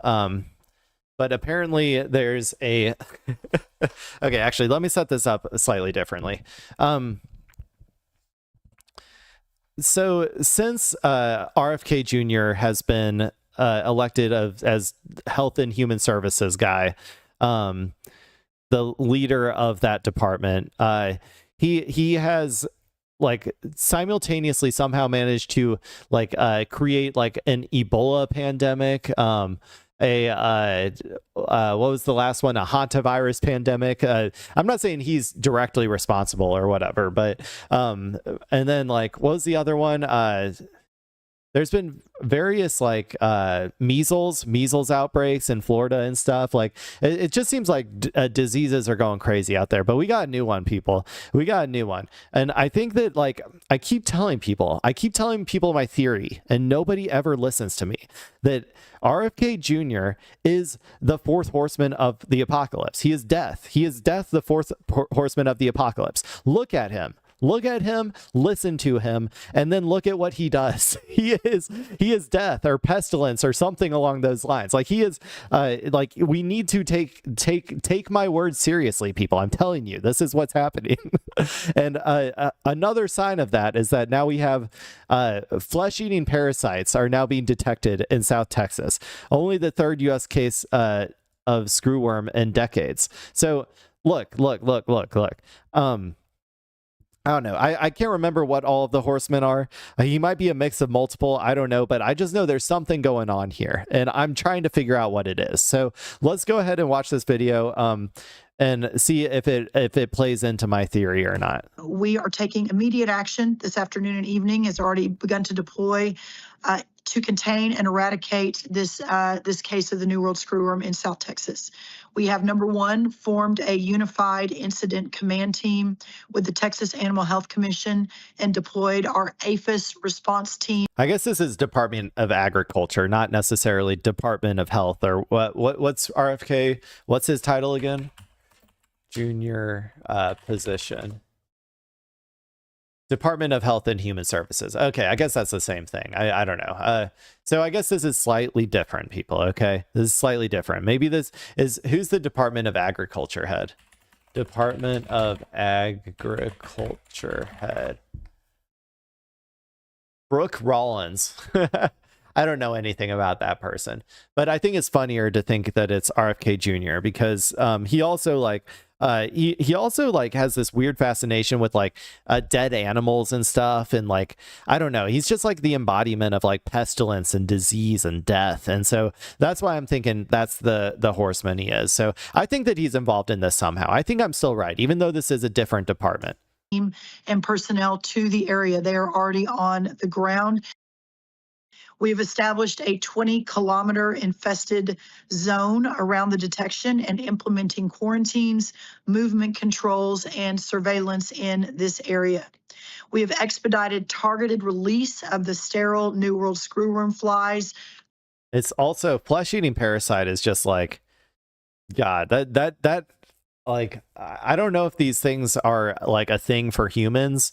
If this is just in like cows and stuff, but like I feel like that this is like the start of like zombie apocalypse time. Like You know, like we're about to get like the T virus or something is about to come out. Does it not feel like that is like the current situation that we're living through right now, that something like something terrible is about to happen? Which is how we solve for the issue, of course, by immediately deploying a 4 million ground release chambers in the area, in addition to the 4 million sterile flies per week already being released aerially in the area. We are increasing trapping and surveillance for New World screwworm flies along the border just outside of the dispersal area. We are implementing New World screwworm surveillance for the New World screwworm flies along the border and just outside of the dispersal. Oh, I guess this is Brooke Rollins area. We are implementing additional surveillance and management strategies in wildlife, and of course, conducting targeted outreach in the local area. It says down here, there have been no detections of the fly in the U.S., and officials were quick to say that while the fly's larvae are a threat to livestock production, they don't infest food. Properly treated, even the infested calf should recover, is what she says. So at the very least, it sounds like there's like a cure to this if it does like break into humans. As well as across the state. To date, as I mentioned, there have been no further detections of New World screwworm in the United States. Top line, this pest does not cause any sort of a food safety issue. It is not a disease, but simply an insect that feeds on living tissues. Oof. Once removed and cleaned, animals treated early enough, including the calf that we're talking about, the 8-week-old bovine, that calf and those animals, if they're treated early enough, will recover and are safe to enter the food supply system. I don't like that. But here we are in 2021. I don't like that. Can we just not? Can we just not with those calves? Like, can they just like, I don't know, like maybe instead of those cows being the ones that we eat, maybe those cows can go like live at like a sanctuary or something. Like I know that like these companies need to like get as much profit as possible off of every individual cow. Every like square inch of land that they have has to be like in condition, needs to be minimized just so that they can make like the most amount of profit they possibly can. But can't we just let the one calf that like got like a flesh-eating super virus, like a flesh-eating zombie virus, and like can't we just let that one go live on a farm somewhere like till it dies, as opposed to like do we have to let that enter the food chain is my question. I don't know, it seems like just an unnecessary risk. Like, do we have to? One, the New World screwworm for the first time in decades breached the biological barrier in Panama at the Darien Gap, which had successfully contained to South America, as I mentioned, for 4 or 5 decades, 50 years. In 2023, Panama reported a significant increase in the number of New World screwworm cases. And since 2023, beginning in 2021, that New World screwworm has spread northward through Central America. In 2024, November 2024, it reached the southern states of Mexico. And we all, as you know, have been talking and tracking and working around the clock to contain it. But we have not, Mexico, with the illicit movement of cattle and not having enough sterile flies, certainly has led us to today, June 3rd, 2026, the U.S. confirming its first New World screwworm case in the state of Texas since 1966. And in April of this year, Yikes. we announced 1966. Dude, every single disease, every single pest, every single like thing that I thought that we had solved, right? Every problem that I feel like we solved is now coming back in full force. I don't understand, except unless my theory is correct, then I do understand. Because yeah, it seems crazy that all of these things that have been solved for like decades are now making a resurgence. Our additional investment of $750 million to build the largest facility on record at the Moore Air Base in South Texas, further increasing our ability to protect U.S. agriculture from this threat. God, when this facility is fully... And it can infest humans, I think, if you eat the cow. I'm reading like an article on the side. So since eradication in 1966, the flies have been spotted domestically in isolated outbreaks through the Americas Southwest in 1970s and the Florida Keys in 2016. People who travel to outbreak areas spend time among livestock animals, slept outdoors, and have an open wound are at greater risk of becoming infested with the screwworm. So maybe not eating. Well, I don't know. I think eating would probably do it too. The department also said it would expedite the targeted release of sterile New World screwworm flies from the ground, a tactic that was used successfully to stop the 2016 outbreak in the Florida Keys. The department said this would be in addition to the 4 million sterile flies per week currently being released in the area. Okay. Well. Oh, man. Okay. Well, at the very least, I would say this. Maybe it's a good thing that beef is like $10 a pound now. maybe it's not so bad. Maybe I don't know, but it sounds like it can infect any animal. But it seems like it has it tends to go for cattle. So I haven't been eating that much beef lately anyway. Particularly just because it's so expensive. So maybe I'll be saved for being like a cheapskate. Operational, it will have the capacity to produce 300 million sterile flies per week. This facility is expected to be operational. Okay, I think I got it. I read that article too, or like parts of it. So I kind of get what's going on. We'll keep an eye out for the flesh-eating zombie parasite. It's not really a zombie parasite because it doesn't seem like it affects your brain at all. But it does seem to like consume your flesh. So I guess in that regard, you can think of it as a zombie parasite. But okay, let's hope. Yeah, stay away from beef for the time being. Maybe at least until RFK Jr.'s out of there. Okay, let's move on. Let's go to this one. All right, and we are getting. Okay.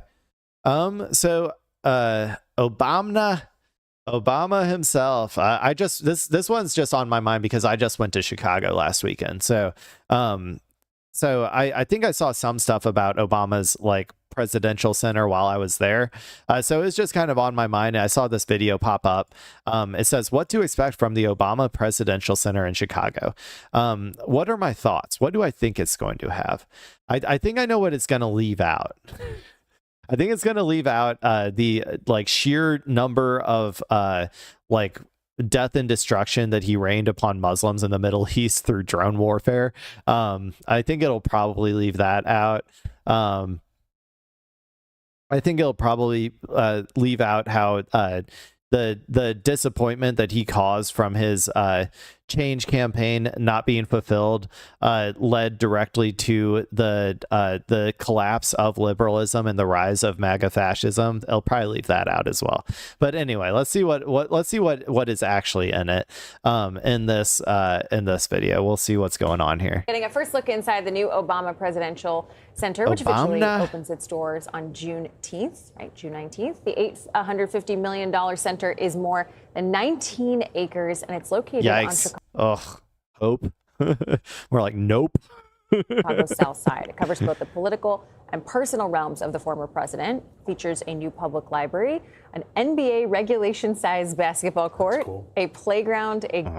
Okay. Now, I think that I'm probably going to frustrate a lot of people. I probably already have with my coverage so far. In that, I'm not a huge fan of Obama. He governed like a neoliberal hack. Like he directly led to like the creation of Obamacare and the destruction of like a better future when it comes to healthcare, right? Like Obamacare was the Republican the Republican policy. It's a private public partnership that creates a shit ton of bureaucracy to give a bunch of money, like a handout, to like health insurance companies, right? Like that this is like the current hellscape that we are living through is partially like when it comes to like healthcare in America is partially the fault of Obama. And then also like all the things that I already mentioned at the front, the things that I'll give him credit for are the JCPOA and so the nuclear deal with Iran, which obviously was a better situation than we're currently in, and the normalization with Cuba. I thought that was good. I thought generally he was a good speaker. Although he wielded that good speakership for evil in my particular opinion. But yeah, I don't know. We'll see what else is in here. The thing that made me a little bit annoyed though was the basketball hoop. That's one of those things where it's like I get frustrated with politicians who try to be overly folksy or overly like I'm just one of you guys, like that kind of stuff. That kind of annoys me a little bit too, but obviously it's not the worst thing in the world that he did. Garden and an auditorium. CBS News national correspondent Lana Zak had the chance to tour the library last weekend and joins us with more. So Lana, let's just start broad. What were some of your takeaways? You know, it's so interesting to go to a museum of recent history that you lived. I had covered these camps. Obama is also a legacy whore too. Like that's the only thing that he cares about is his legacy. And I honestly while people like him, I think like he is like generally speaking viewed as like popular. I think that his legacy isn't going to be good in the long run personally. I think that his legacy is going to be exactly what I said at the beginning. It will be the last time anybody believed in change, right? Before MAGA fascism took over. The failure to create the economic conditions to stave off fascism, right? Like the advancement of neoliberalism and the end, like the dying era of liberalism. And he's not like the person who killed it. But he is like the last person who just was an overt centrist corporate liberal who who is capable. I think I don't know. We'll see what the future holds, I guess, because it really just depends on what direction our country goes, I think. But I think either way, whether we become a fascist or we actually get people into office that materially uplift the working class in a way to stave off fascism, I still think that the analysis from historians will have to reflect the reality of what neoliberalism did to our country and the policies that the policies that were perpetuated by neoliberals, what that did to our country and how it led us to such terrible times. So I don't know. I guess we'll see what his actual legacy is in the future. But I'm kind of torn in my head of whether he will be fondly remembered or negatively remembered. I don't know.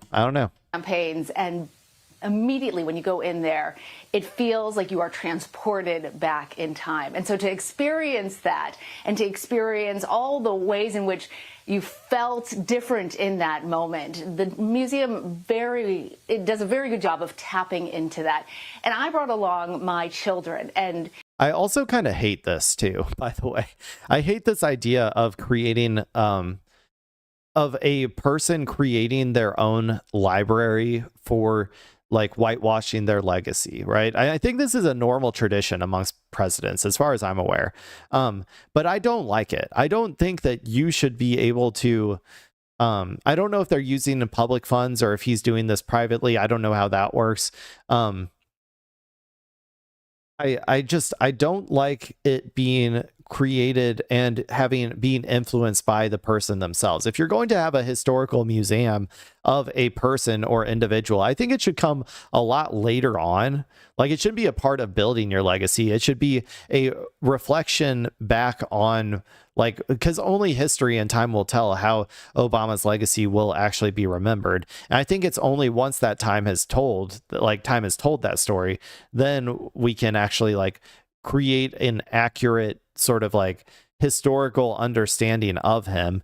And I just think that this is straight up it's just obviously just an attempt by these people to frame write their own history before it's actually been analyzed. That's, I don't know, that's kind of there's a lot of thoughts going through my head and it's not super coherent right now. I I'm pretty sure. But I think that like that's another thing that's just really annoying to me. The twins were young little toddlers running around at times at the White House as I was covering the administration.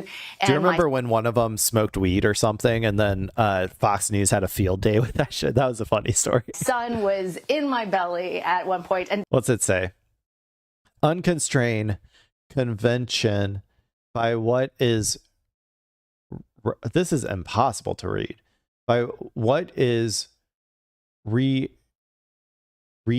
hat ought to where this where in this our first steps be is new. This must wrap around or something, right? Like this can't be the whole text.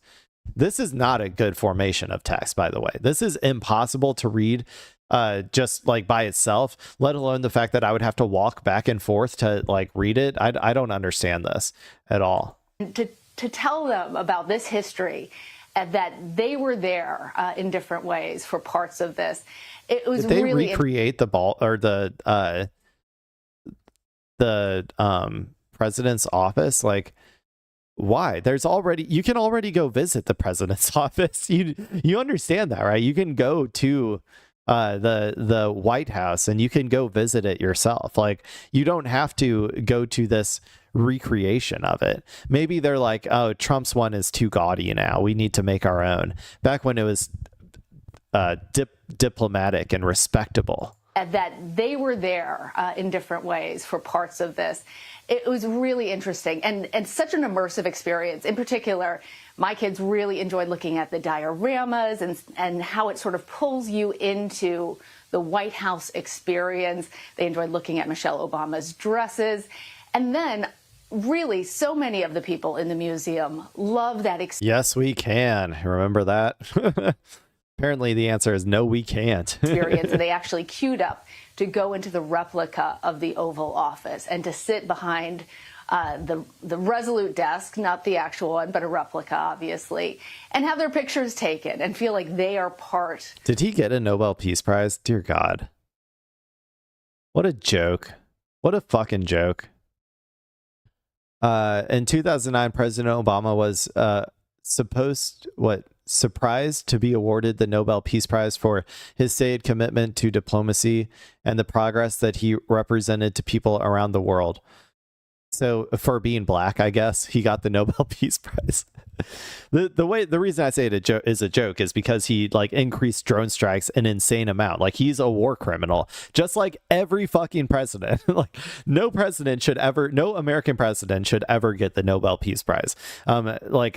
Maybe someday there will be one that like actually deserves it. But as far as I'm aware, no American president should have ever gotten a Nobel Peace Prize. Taken and feel like they are part of that moment in history and part of that administration. It was really a very interesting experience. And from the exterior of the building, you don't necessarily know what to think because it's an imposing structure that just sort of it juts out of this how much money open did this shit cost? Of space. 1 second, I gotta find out how this is paid for. How are presidential libraries paid for? Unique public-private partnership. Well, okay, Obama loves that shit, as evidenced by Obamacare. Funded through a unique public-private partnership, the construction of the library is funded entirely by private donations, while the daily operation, staffing, and maintenance are funded by federal taxpayers through the National Archives and Records Administration, NARA. Okay, so it's privately funded for the actual, like, building, like the actual space itself, but it's publicly funded for the long time costs of it, I guess. Interesting. And it has quotes printed on the side and unreadable quotes. Windows except for this one big one, and so you don't really know what to expect until you. I'm not gonna lie, I hate this design. I hate it. It's not, it's even if this wasn't something that like I like, because like I said, I'm not a big fan of presidential libraries in general. Even if this was just an art museum or something, I don't like it. I don't think it's a good design. The bottom looks like any office, right? The base of the building looks like any office. And then you just have this big ass rock on it with unreadable text. I don't know. I don't like it. You walk in there and then really you're transported back. The museum is on the south side of Chicago. Why was that location important? Chicago.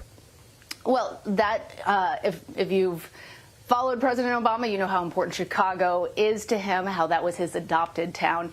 And we actually heard from Valerie Jarrett, who served as well, he don't live there. He don't live there no more. I think he lives in D.C. now, right? Where does Obama live?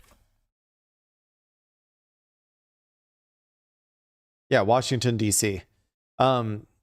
This is another thing. I don't like people who, you know, I don't like people who claim, you know, claim what? Like, I guess, like, I don't think that he should be able to lay claim to Chicago anymore. He fundamentally has left Chicago. Like he doesn't like live there anymore. I wish that if he wants to do one, he should do it in Washington, D.C. Because in my mind, I feel like he's kind of like he abandoned Chicago to some extent. An advisor to the president and also is the CEO of the foundation. So take a listen. He didn't want it to be simply a time capsule of his time in office.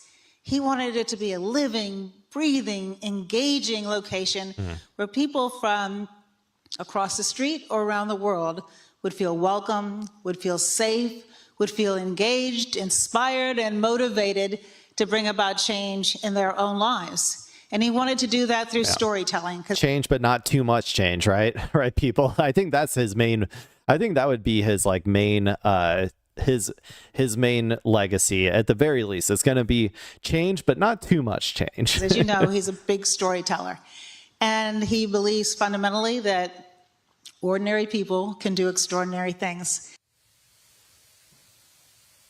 And for ordinary people and the people across the street, there were lots of folks who were invited in this early sneak preview to come take a listen or come take a look. So take a listen to what one resident had to say. I think it was intentional for him to really give a love song, you know, to the community that raised him and allowed him to be a community organizer. So I think it's profoundly impactful to have it here. He's a, sorry. He's a traitor. He's a traitor to community organizers. He abandoned them. He used them in order to propel himself to higher office. And then he didn't do anything like to govern for people like community organizers. Like, okay, whatever. I'm getting too heated now. I think that people, I get like, I just get frustrated with this whole process with presidential libraries, with Obama. I don't know. I'm over it. I'm over it. Let's move on. What do we got? Do we got any articles? Let's see if we got any articles.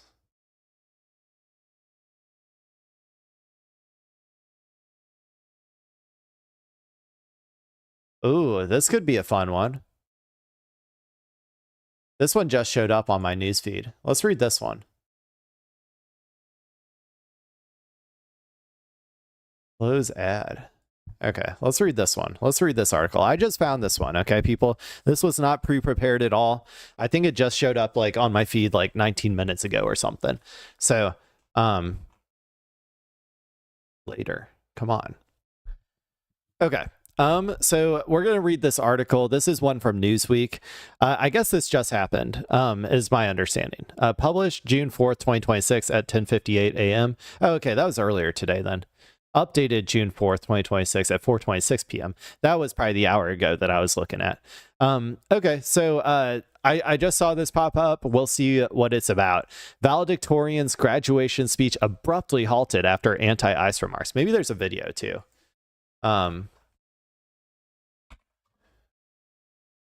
Let me see if, or do they have a video in here?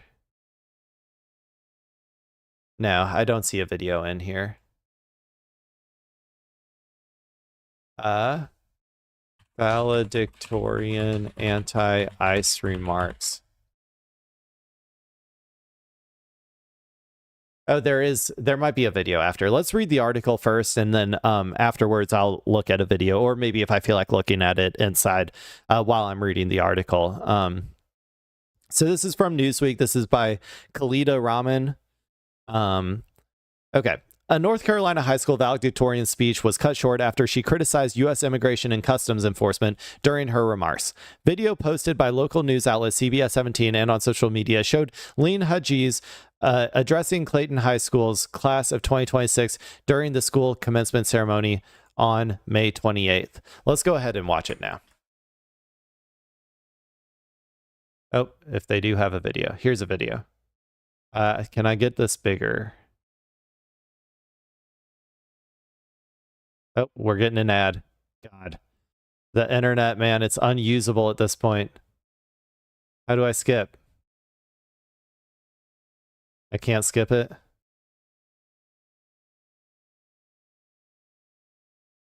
Okay, is this it?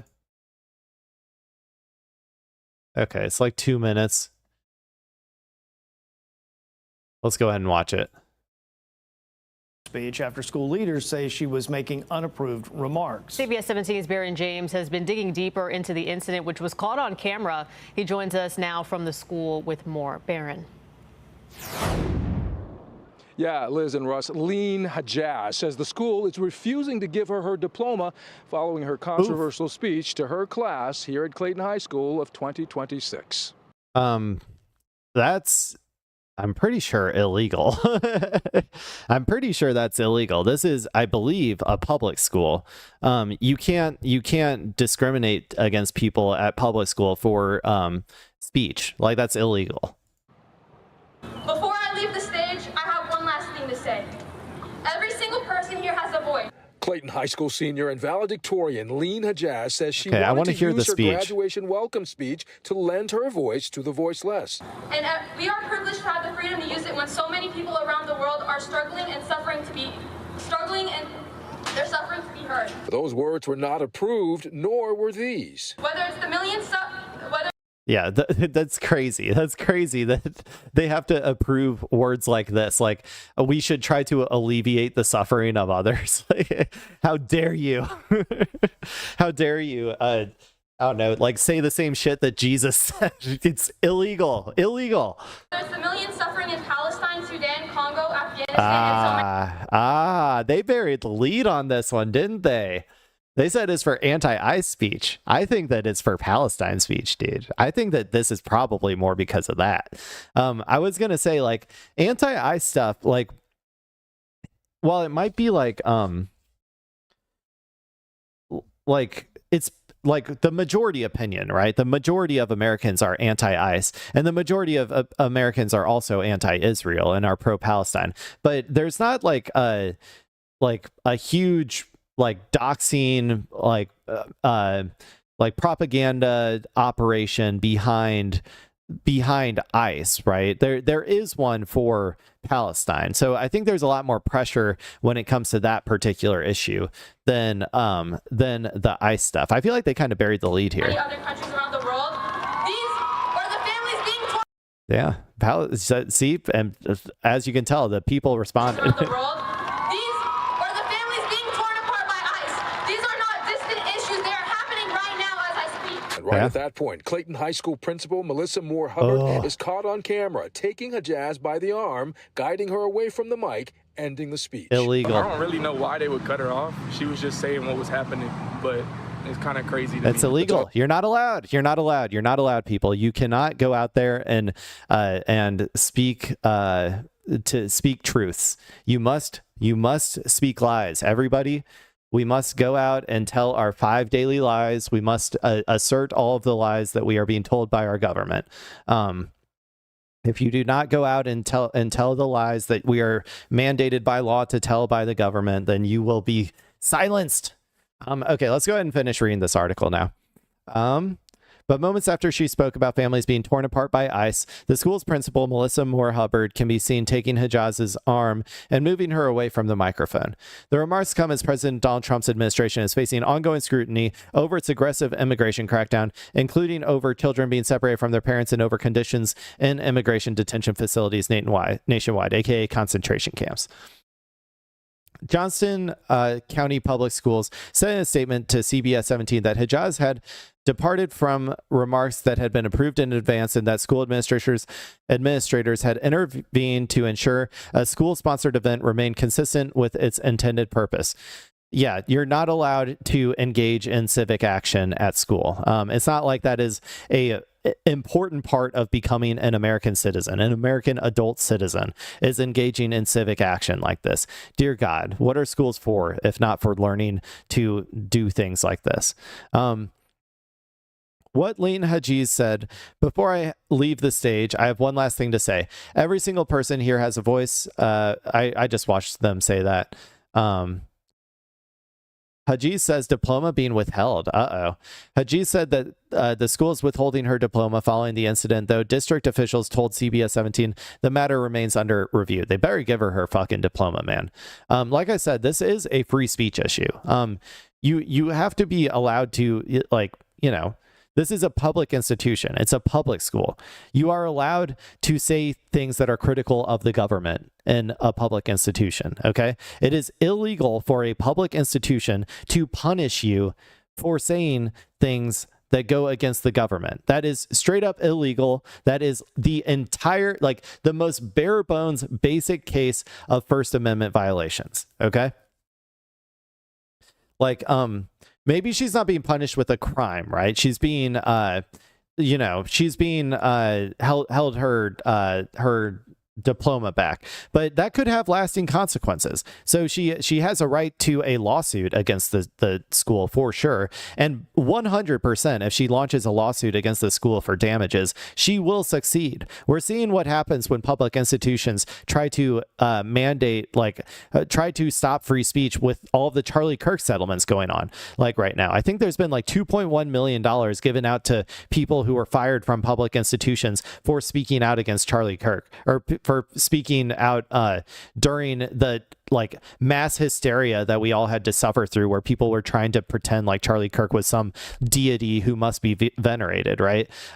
This is no different than that. This is a public institution silencing and causing damages to this person's life for speaking out against the government. That's illegal. That is straight up illegal, and she should get a fat settlement. That's my assessment of that, at least. She said a school principal accused her of making it about myself after the speech was cut short. She literally is talking about like genocide in Palestine and like and protecting our neighbors from like mass Gestapo thugs going around and blackbagging brown people. Like, what are you talking about, dude? Making it about herself? What are you? Oh my God, man. I told her, I was like, I sat here and I spoke up for all people in my country and all other countries that are unable to graduate. Hajez told CBS 17. Hajez said she was later told her diploma would be withheld. In an Instagram post last week, she thanked supporters and encouraged others to speak out. Before I was interrupted and threatened with my diploma, I was unable to finish, but I just wanted to say, do not be afraid to speak about what's right. She wrote, adding, we were given a voice for a reason. Incredibly right. That is 100% correct. You cannot be intimidated by these ghoulish fascist thugs, including her fucking principal, okay? This fucking principal who went up here and tried to silence her for using her First Amendment protected speech to say what she wanted to say here, okay? And you can't withhold her diploma. That's a big no-no. You're going to get a lawsuit, baby. You're going to get or buddy is what I meant to say instead of baby. But you know what? It's whatever. Sure.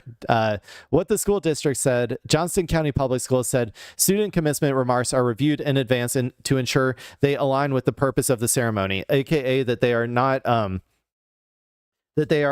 properly aligned with the Trump administration. You are not allowed to say certain things that go against the Trump administration. Not in public school. You're not allowed, okay, people? At this particular public institution, you are not allowed to say anything that is critical of the Trump administration. How dare she, right? That's basically what's going on here. In a statement to CBS 17, the district said administrators intervened after Hajiz departed from her approved speech.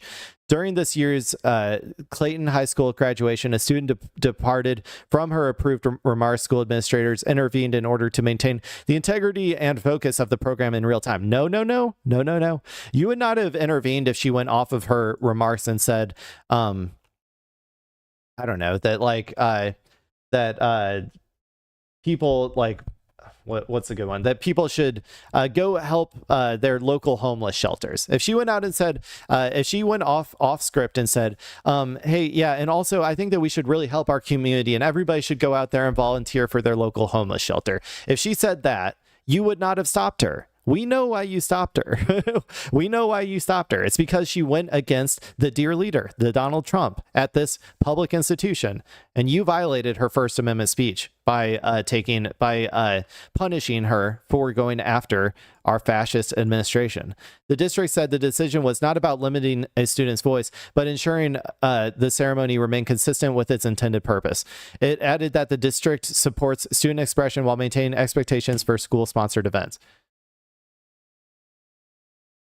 Show us the requirement for a diploma having anything to do with sticking to pre-approved comments. Nobody here can show it to you. It may be in the student conduct rules. Ask the school admins. Yeah. That person is, I guess, against her. That's crazy. Where are the free speech advocates right now? Okay, I'm going to post something if I can post anonymously here. We'll see.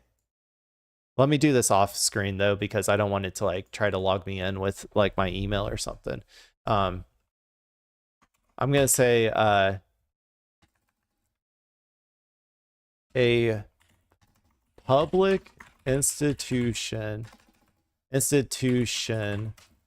literally cutting off a person from what's a good way to say that? From I'm trying to think. From critiquing, that's a good word. From critiquing. Oh, what's going on? I can't type anymore. Okay. Critiquing the president's policies is the most basic First Amendment violation that has ever existed. I hope this school gets sued into oblivion.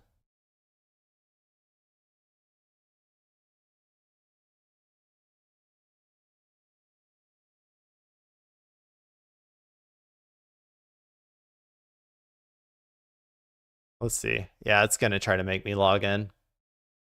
Okay. Or unless I can do I don't have an account. Oh no, I don't want to sign up. Okay, well never mind. I can't post my comment on here. I don't want to sign up for an account for Newsweek. Okay, well there you go, people. That's my opinion on that. That was an interesting find out of nowhere. Let's go ahead and go to x.com. We'll hang out over here for a little bit. I actually got to use the restroom first, though, so I hope you guys can hang on for a second. I'll leave you with Summer Lee. She's always a good speaker. So I don't know if you were following Democrats. We are way too quiet right now. I don't know if you were following, but yesterday on the House floor, 2 different Republicans basically called my sister Rashida a terrorist for nothing more than being there, being Palestinian, being Muslim, being a woman. And it isn't just her, right? We've been seeing anti-Muslim attacks almost daily now. Just candidates who have done nothing more than, you know, their civic duty of running, of trying to serve their communities. From Dr. Hamawi, who is literally a veteran who has literally saved lives, including the life of a U.S. senator, who even he is being called a terrorist. Just the anti-Muslim rhetoric is picking up. And we don't often talk about how dangerous that is. And we also don't talk about how dangerous it is to our coalition. As the Democratic Party, you know, we are supposed to be the ones that are the standard setters. This is very true. Anti-Muslim hate is on the rise, and it to be honest, it was already underlying everything, right? But the reason that I think a lot of people misunderstand where this sort of like where these bigotries, like why they become prevalent, why they become prominent, and why they become so universal, right? You need to understand this sort of stuff, not from like a people hating people perspective, because that is like obviously a part of it. Like individuals have individual hatred, right? But the reason that certain bigotries come and go, right? They will become like the one that's allowed, the one that comes like that, like for instance, obviously anti-blackness has always been a very like has always been a very prominent feature of like the average American political environment, right? However, it is not seen as like very acceptable at this particular point in time, but it could be seen as more acceptable in the future. But the reason that certain bigotries become acceptable at certain times is because of their usefulness under capitalism to get people on board for the projects that are ongoing at the time, right? Like, so for instance, right now, anti-Muslim like hate is very prominent and very necessary for the nation state of Israel, destroying the trying to destabilize the Middle East as much as it possibly can, for our pedo billionaires to go in there and take advantage of that destabilization in order to extract resources and just being able to exploit the chaos, right? These sorts of things are are the underlying foundation that then funds like the propaganda that then gets pumped out to the individual consumers of propaganda, who then like take that on, which then changes the permission structure, or like take that in, which then changes the general permission structure, which then allows that propaganda to go even further. And then so it's like you need to I guess what I'm trying to say is like it's not something that just springs out of nowhere, and it's not something that springs out of hate, right? It's distributed from the top for particular purposes, material purposes for the Epstein class. That is where the acceptance of this comes from. And the problem, obviously, is that the Democratic Party is way too cozy, and liberals in general are way too cozy with anti-Muslim and anti-Palestinian hate. That is obvious to anybody who has been around for a while. Be it the incredible amounts of like anti-Palestinian like racist agitprop that was done in the days after October 7th in order to justify the genocide of the Palestinian people, from places like the New York Times, Wall Street Journal, like basically I wouldn't even consider Wall Street Journal liberal anymore, but like all of the liberal outlets were doing their best to cheerlead Israel into a genocidal campaign against the Palestinians, right? And so in a similar vein, the Democratic Party is also allowing, right? They're allowing this anti-Palestinian and anti-Muslim rhetoric to expand because they see it as politically necessary for the nation state of Israel and for the capitalists who are sitting over that project and profiting off of that project, right? And so that is why, and a lot of this, by the way, is not something they're like actively thinking about in their head when they're saying the things that they're saying, or when they're allowing these things to be said and not pushing back on it. However, it is like the underlying reason. This is all part of their subconscious, the biases that they have accepted over the years and all of that stuff. Anyway, I just wanted to talk about that a little bit because I was listening to her talk in the bathroom, and it is something that needs to be pushed back more by liberals for sure. The left and leftists are always going to be pushing back against these types of bigotries, right? Socialists, communists, all of them are always going to be pushing back against this sort of stuff. But when the liberals allow it to fester like they have, it's not going to be good for liberals in the end either. Like, you know what I'm saying? Like, This type of bigotry, it will expand eventually. But right now it is like the Palestinian, anti-Palestinian, anti-Muslim hatred is the most necessary for what people feel like is the future direction of American fascism and American capitalism. The ones who are fighting for justice and equal opportunity and liberation. And if we aren't able to speak up against this right now, then how can we continue to hold that particular mantle? And, you know, and it's not just Republicans who are, you know, dealing in this. I've heard Democrats use and deal in some of the worst tropes and stereotypes of our Muslim colleagues, right? We watch this every day. So I just wanted to come on to say that if we are serious about fighting back against fascism and fighting back against authoritarianism, then we have to be very morally clear right now. And we won't be able to. We won't be able to fight back against these things if we do not stop it at like its bases of power. And I'm telling you, the base of power that is going to transform into American fascism, like the vehicle that they are going to use, is going to be it's going to be like Israel. Israel is like the model, right? Israel is how people get the foot in the door of expanding the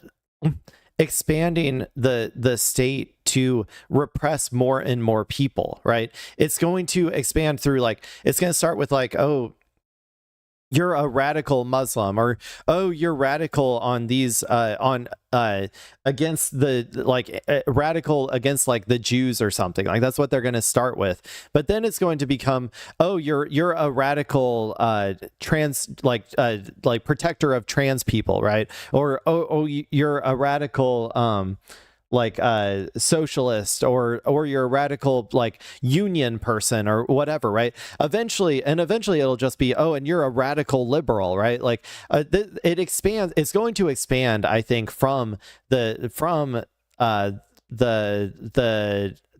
vehicle, I think, that it's going to start with is Israel, that it's going to expand out from, like our civil liberties being eroded, all of that stuff is going to start with Israel, but it's going to expand way beyond that in the future. And that's why liberals, like, you can't allow yourselves to fall into this trap. This is a trap. They are setting a trap for you because you may have latent biases in your head towards Muslims, or you may have latent ideas about the nation state of Israel and like its connection to Jewishness or whatever. And you might in your head like translate that into like, oh, I must allow this sort of like racist agitprop from the Republicans, and I don't know if I should push back on it. Like that's how it's going to start, and you got to be careful, man, because it's not going to stop with just the radical the radical like Free Palestine groups or whatever. It's always going to expand. Now, whether you are Muslim or black or trans, there are easy targets on our communities, and honestly, for a lot of people, it pays for them to pick fights with these marginalized populations. No, literally, they raise money off of it. But I know that we shouldn't be ones who are complicit through our silence. We definitely shouldn't, turn around and act like we don't hear it when we know what has happened. But I can tell you that whether it's Rashida or Ilhan or anybody else, no marginalized person should have to deal with the abuse that they are dealing with daily from the White House on down by themselves. So I just really hope that we can be as clear about anti-Muslim hate as we are about all the other forms of hatred that we're fighting back right now, and recognizing that our liberation is tied together.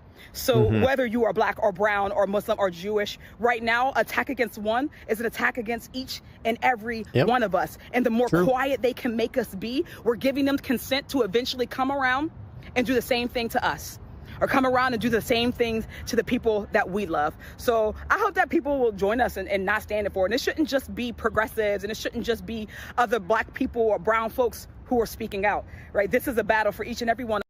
I mean, I don't have a lot of faith, dude. I've talked about it before, but I think the liberals are fundamentally going to, like they always have, I think that the liberals are going to side with the fascists. At least the liberal like elites, the politician class, the political class, the the people who have power. I think that they will side with the fascists. This is not to say that individual like the people. I think liberals in general, like the voters, are being more, or like the actual populace are becoming more radical and understanding these problems, just looking at the polling, right?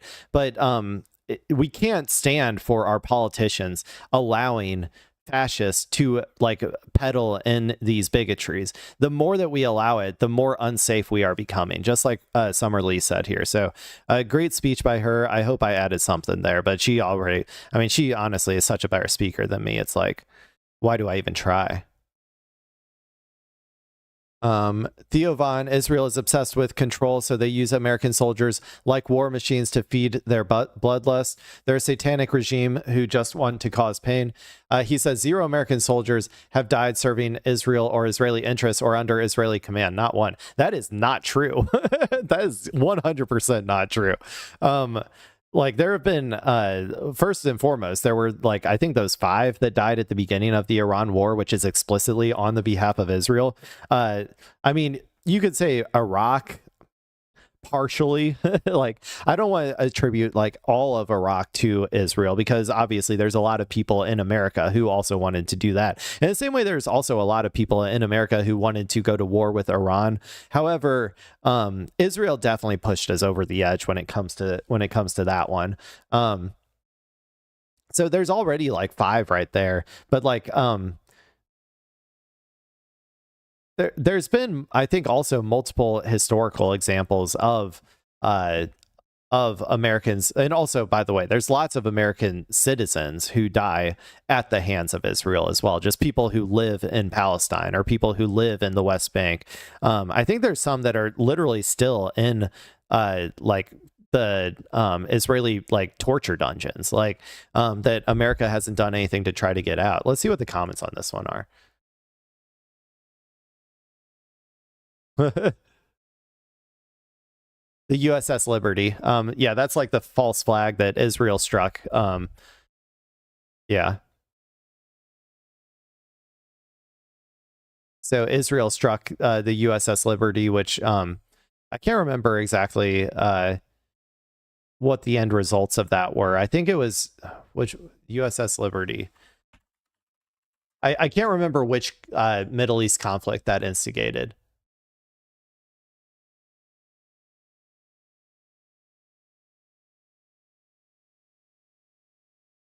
And during the 6-Day War, was a mistake from Israel. It concluded that it was a mistake due to Israeli confusion. They admitted their mistakes in aid once they realized in paid reparations our ship was LOL. He says that it wasn't on purpose. Okay, buddy. Over 600 U.S. soldiers have been killed serving Israeli interests since 2003. Israel has killed 14 U.S. civilians since 2003. Iran has killed 3 since 2003. How is it that our ally kills more American civilians than our enemy? We have not lost a single one of those military members for any cause other than U.S. interests. This is so, like, he's literally being pointed out in real time, all of the, all of the things that make him wrong. And he's like, yeah, the war on terror, that was what I was talking about. Like, it was like, you could say 50-50 on that one, but and he's just posting on everything, man. This is crazy. Yeah, this is so irrelevant though at this point. I don't even know why I engage with it, to be honest. Nobody listens to these people anymore. Except, well, I shouldn't say nobody. The political class listens to these people, but no actual like the people don't really pay attention to this sort of like Hezbollah anymore. Oh, this could be funny. Should I watch this Hassan clip?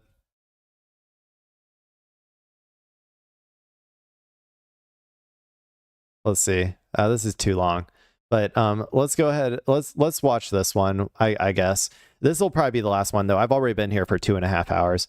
So let's see what this is about. Funny about these fucking idiots. This was my reaction to Spencer Pratt getting like 30+% in the LA mayoral race. But of course, these fucking dumbass shit libs absolutely love when Republicans win elections. As long as there's no like left winning elections, like, brother, you have identified me as your enemy, okay? I don't think you want to be my enemy. But if you prefer Republicans over, Democratic Socialists, if you prefer Republicans over Democrats, you are my enemy. Okay? That's true. The annoying right-wing. If you are actively helping Republicans gain seats in America, like if you are advocating for it, if you are happy that it's happening, for instance, like I would say like the main Graham Plattner situation is a perfect example of this. If you want Susan Collins to win, then you are an enemy, right? Then you are an enemy of the cause, right? Like Graham Plattner, he may be like, I might be skeptical of him. I'll have to see how he governs, but generally speaking, I think that he is he's obviously, even if he is like a Gillibrand type, is a Gillibrand type even worse?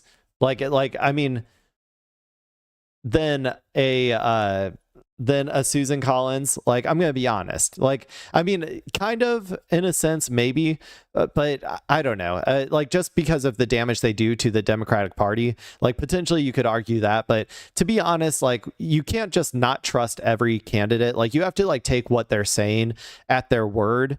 Otherwise, you can't trust any politician. So like, if you are out there cheerleading Susan Collins to beat Graham Plattner, then yeah, you're kind of like, we're not on the same team then at that point, right? You know what I'm saying? Shit libs are celebrating. They're like, oh, dude, Spencer Pratt is doing so well in the fucking race. It's like, I can't say again? What I want. What I want you to do to yourself, because you probably are going to do that to yourself anyway, regardless of whether or not I say it, because there's not much else to live for in your life. If this is what you're excited about, if you're genuinely excited about the prospect of Republicans winning races in places like Los Angeles, I'm not going to say it because I don't want to get banned, but I'm thinking it. Okay? I'm thinking it. By the way, Nithya Raman, I think, has a pretty good chance of winning still. California is insane. They take forever to count the votes, but I think Nithya Raman still has a pretty good chance of winning, or like getting into like second place or whatever. Because I think this is for whoever gets in second place goes to a runoff with Karen Bass, if I remember correctly. But I'm not an expert on every single race, so I'm not 100% sure on that. Don't get clipped. I know. If your whole life revolves around like perceived L's and W's that a fucking Twitch streamer is getting in races where he's endorsing candidates or going on rallies and whatnot with candidates, and that's all you care about, your life is not worth living. You are not living a life worth living, and it's pertinent on you to change that. Okay? Okay, I think I don't know if I want to finish watching this one. It's too long. What's this? Iliad Troy trailer made by Grok Imagine 1.5, which was just released. Oh God.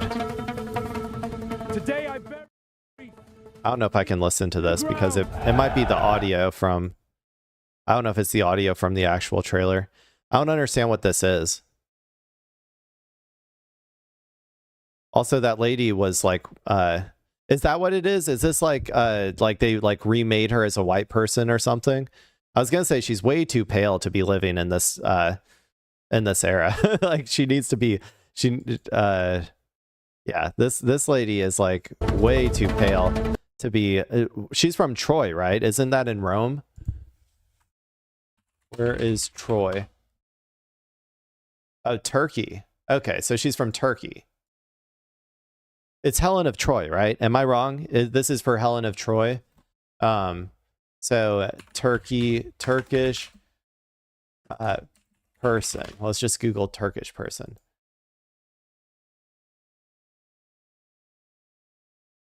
Yeah, I mean, I'm just saying, I think she looks a little bit too pasty. Right? This is this is Google image search, okay, people? I don't know how accurate this is. Okay? Turkish person. When I think of a Turkish person, though, I'm not going to lie. I think of this guy right here. This is like the average Turkish person to me in my brain. Okay? And so, like, I think if this is a whole thing about like, oh, the original one was too ethnic or something, this person is way too pale, but they would not survive a day in Turkey. They would be sunburnt constantly. Sorry, my white brothers and sisters.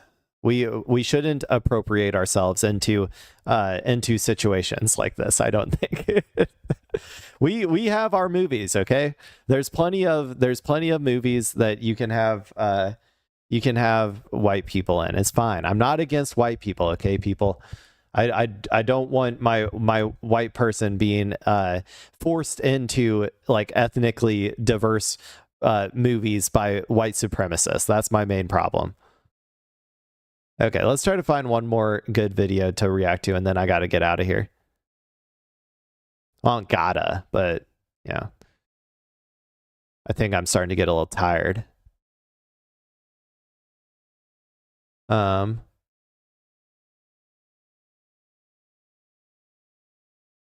So Hassan reacts to John Mearsheimer's take that Ukrainians are going to lose the war and should have quit a while ago instead of sending their people to the meat grinder. Before people say, oh, Mearsheimer, classic. This is, I guess, just what he's going to say. Okay, let's go. Maybe this one will be more interesting to watch. They've decided to drop the whole. They decided to drop the whole ceasefire thing. They're just leaning into more and more. They're leaning more into Israel's ambitions. A good example of this, and a number of European leaders have basically said we should fight to the last Ukrainian, which I find kind of morally sickening. Yeah, I mean, that's not a thing you should say. Also, it's not your war, right? Like, this is the thing. This is why when I say that Ukraine is a proxy conflict for the United States through Ukraine against Russia, and I mean also a proxy, like treating Ukraine as a proxy like for Europeans as well. This is what I mean, is they don't actually want what's best for the Ukrainian people. They would rather Ukraine like kill every single one of their citizens if it meant that they could like do slightly more destabilization of Russia, right? That is what they would want. It like literally, if it was like, if the options were, if you can like self-destruct, Thanos snap your entire Ukrainian population of men aged 18 to 60, right? You can Thanos snap them out of existence, and in exchange, Russia will have to spend like another, let's say we'll lose another 500,000 troops and be destabilized for we'll be economically in pain for the next 10 years or something, right? Like I'm pretty sure that most Europeans or most of the European political class and the American political class would take that deal in a heartbeat. Whereas me, on the other hand, I just want this conflict to end period. And I also want what the Ukrainian people want. So I want them to have say in whether they want this conflict to end or not as well. I don't think that we should be forcing Ukraine to continue fighting to the last Ukrainian soldier as a proxy for the United States. I am opposed to that. That's my personal opinion. I mean, this is actually what we're doing. The Ukrainians are going to lose this war. I could lay that out for you. They should have quit a long time ago for their own good. The language that's used to describe. They should have. What? This isn't a controversial opinion. The battle lines were much better back when when Russia like first started, and there wasn't as much momentum, right? Where they had there was a chance where they were pushing. I can't remember the exact circumstances, but I think they were pushing Russia back for the first time in the war, and they had more momentum than they ever had throughout the entire conflict. And at that particular moment in time, many people were saying now is the perfect time to make a deal, right? Where the battle lines are now, or whatever you can get out of it. Now is the perfect time, because obviously in the long run, Russia is going to like destroy Ukraine. Like Russia just has a bigger industrial base. And at the end of the day, it all comes down to how much can you produce when it comes to wars. So like how much can you produce and how long, and for Ukraine, it's how long can you attrit the other. So like all he's saying are objective truths. Like these are objective truths that anybody with half a brain understands. And Ukraine is not going to be able to push Russia back. Okay. It's not going to happen. Actually, let me go ahead and pull up a quick video of because I was watching this the other day. I'm going to put it at 2 times speed. I'm going to bring the volume down just so that we can watch it. But these are the battle lines over time. Okay. This is from 2022 to present. Let's watch this real quick. I put it on 2 times speed, by the way, so that we can get through it quicker. But okay, this is how the battle lines have changed over time. This is all the way to present as well, at least through May, I think. You'll see Russia just taking more and more territory, right?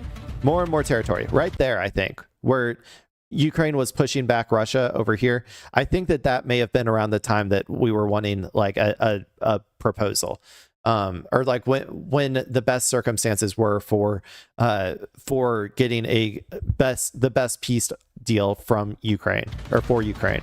Right here, pushing, and then one sec. And then Russia starts taking again. Russia begins accelerating their, I think. Am I wrong? Maybe, am I wrong? I thought that, well, maybe I'm wrong. Maybe that was a different time period. I may have done it a little too fast for my own good. But anyway, okay. Well, I'll just keep going. I may have thought about that. May have been a different push. I don't know exactly when all of these pushes happen, but I think there's a slow acceleration of Russia here. It's a very slow one though, going forward, I think. Yeah, you can see like they're just slowly pushing up over time now. Very slowly pushing up. And that's where it is right now. So this isn't going to change, people. Even like right now, these battle lines, I think, are probably about where they're going to be for the foreseeable future, with Russia maybe making slight gains. Ukraine may be occasionally pushing them back slightly. But I think about here is probably where the battle lines are going to be indefinitely. Anyway, I forgot what I got. Oh yeah, we're watching Marsheimer. The situation in Ukraine is that it's in a demographic death spiral. It's in a demographic death spiral, and we're encouraging them. Oh my God. I know someone sent me Mersheimer exclusively to trigger every person in the chat, right? This is like a fucking nuclear first strike in here. Before people say, oh, Mersheimer, classic tanky or whatever, he is just a believer in offensive realism. He does not think that engaging in a proxy war against Russia is good for American interests, and he certainly doesn't think it's good for Ukrainian interests. That was my opinion as well. So I guess I'm apparently an offensive realist as well. Okay. That's it.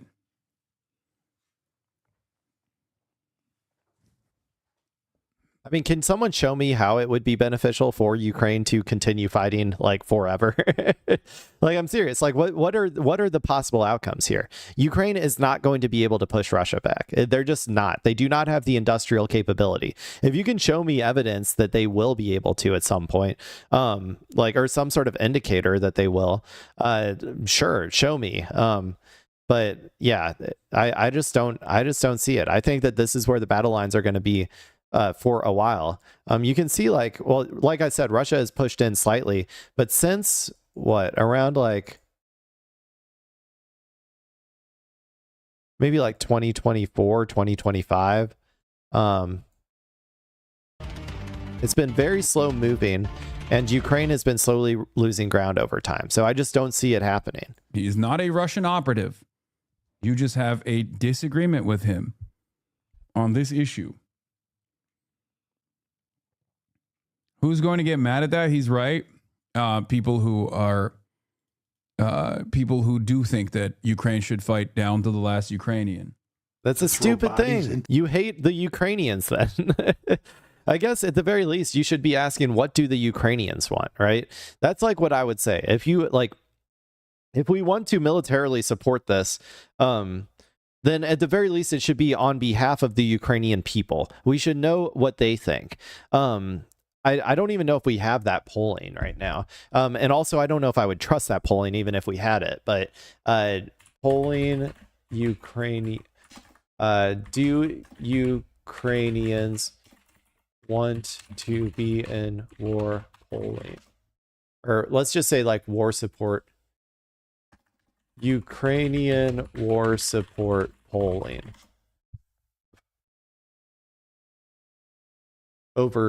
Maybe over time.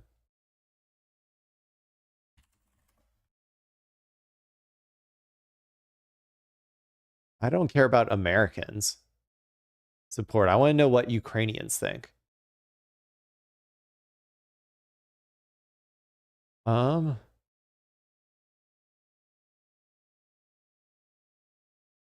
hate these cookie things. Okay.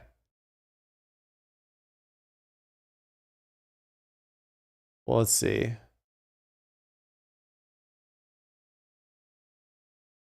Okay, let's when was this written? August 7th, 2025. Okay, look. I don't even know how much I trust these numbers, to be honest. But most Ukrainians now favor ending the war with Russia through negotiations, as support for fighting until victory has dropped sharply since the early days of the conflict. Although their hopes for joining NATO and the European Union have faded and approval of U.S. leadership has plummeted, Ukrainians still see the EU, UK, and U.S. as key to ending the war, yet most doubt that will happen anytime soon. More than 3 years into the war, Ukrainian support for continuing to fight until victory has hit a new low. In Gallup's most recent poll of Ukraine, conducted in early June, 69% say they favor a negotiated end to the war as soon as possible, compared with 24% who support continuing to fight until victory.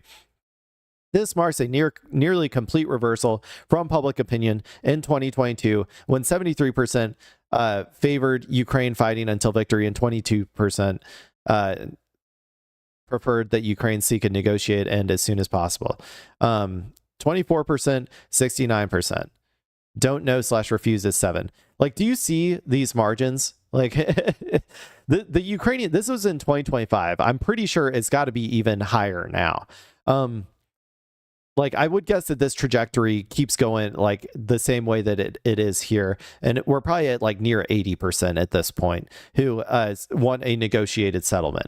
Like, so if the Ukrainian people want a negotiated settlement and Americans and Europeans are saying, no, you are going to fight to the last fucking Ukrainian, do you understand how, like, wrong that is morally? Like, right? Like, the only people who would want that are people who don't give a shit about Ukrainians and who care only about trying to in some way like destabilize or take down Russia. That's the only reason you would want it. You do not want it on behalf of the Ukrainians.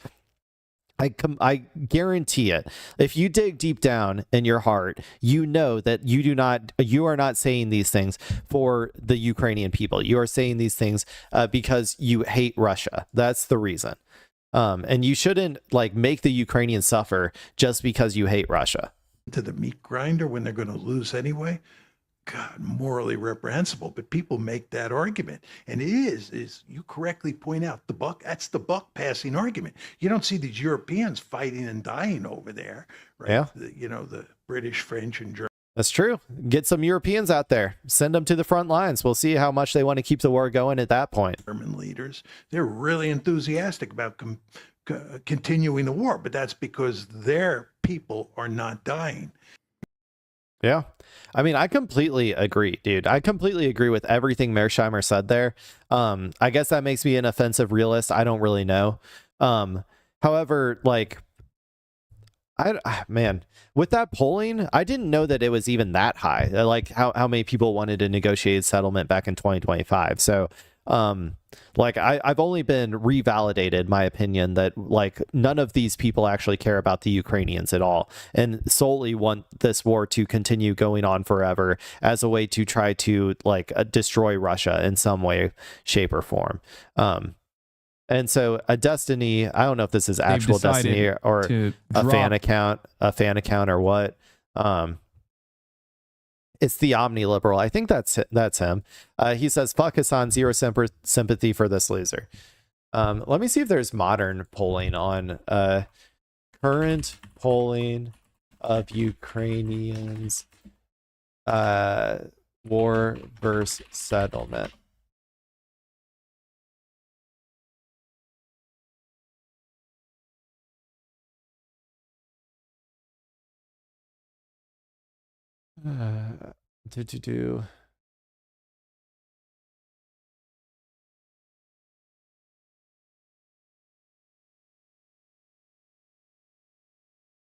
Man, this is too complicated.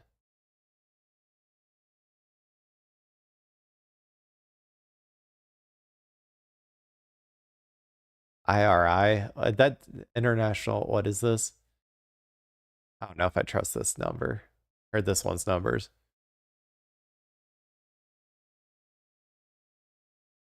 Okay, I can't find anything newer than 2025, to be honest.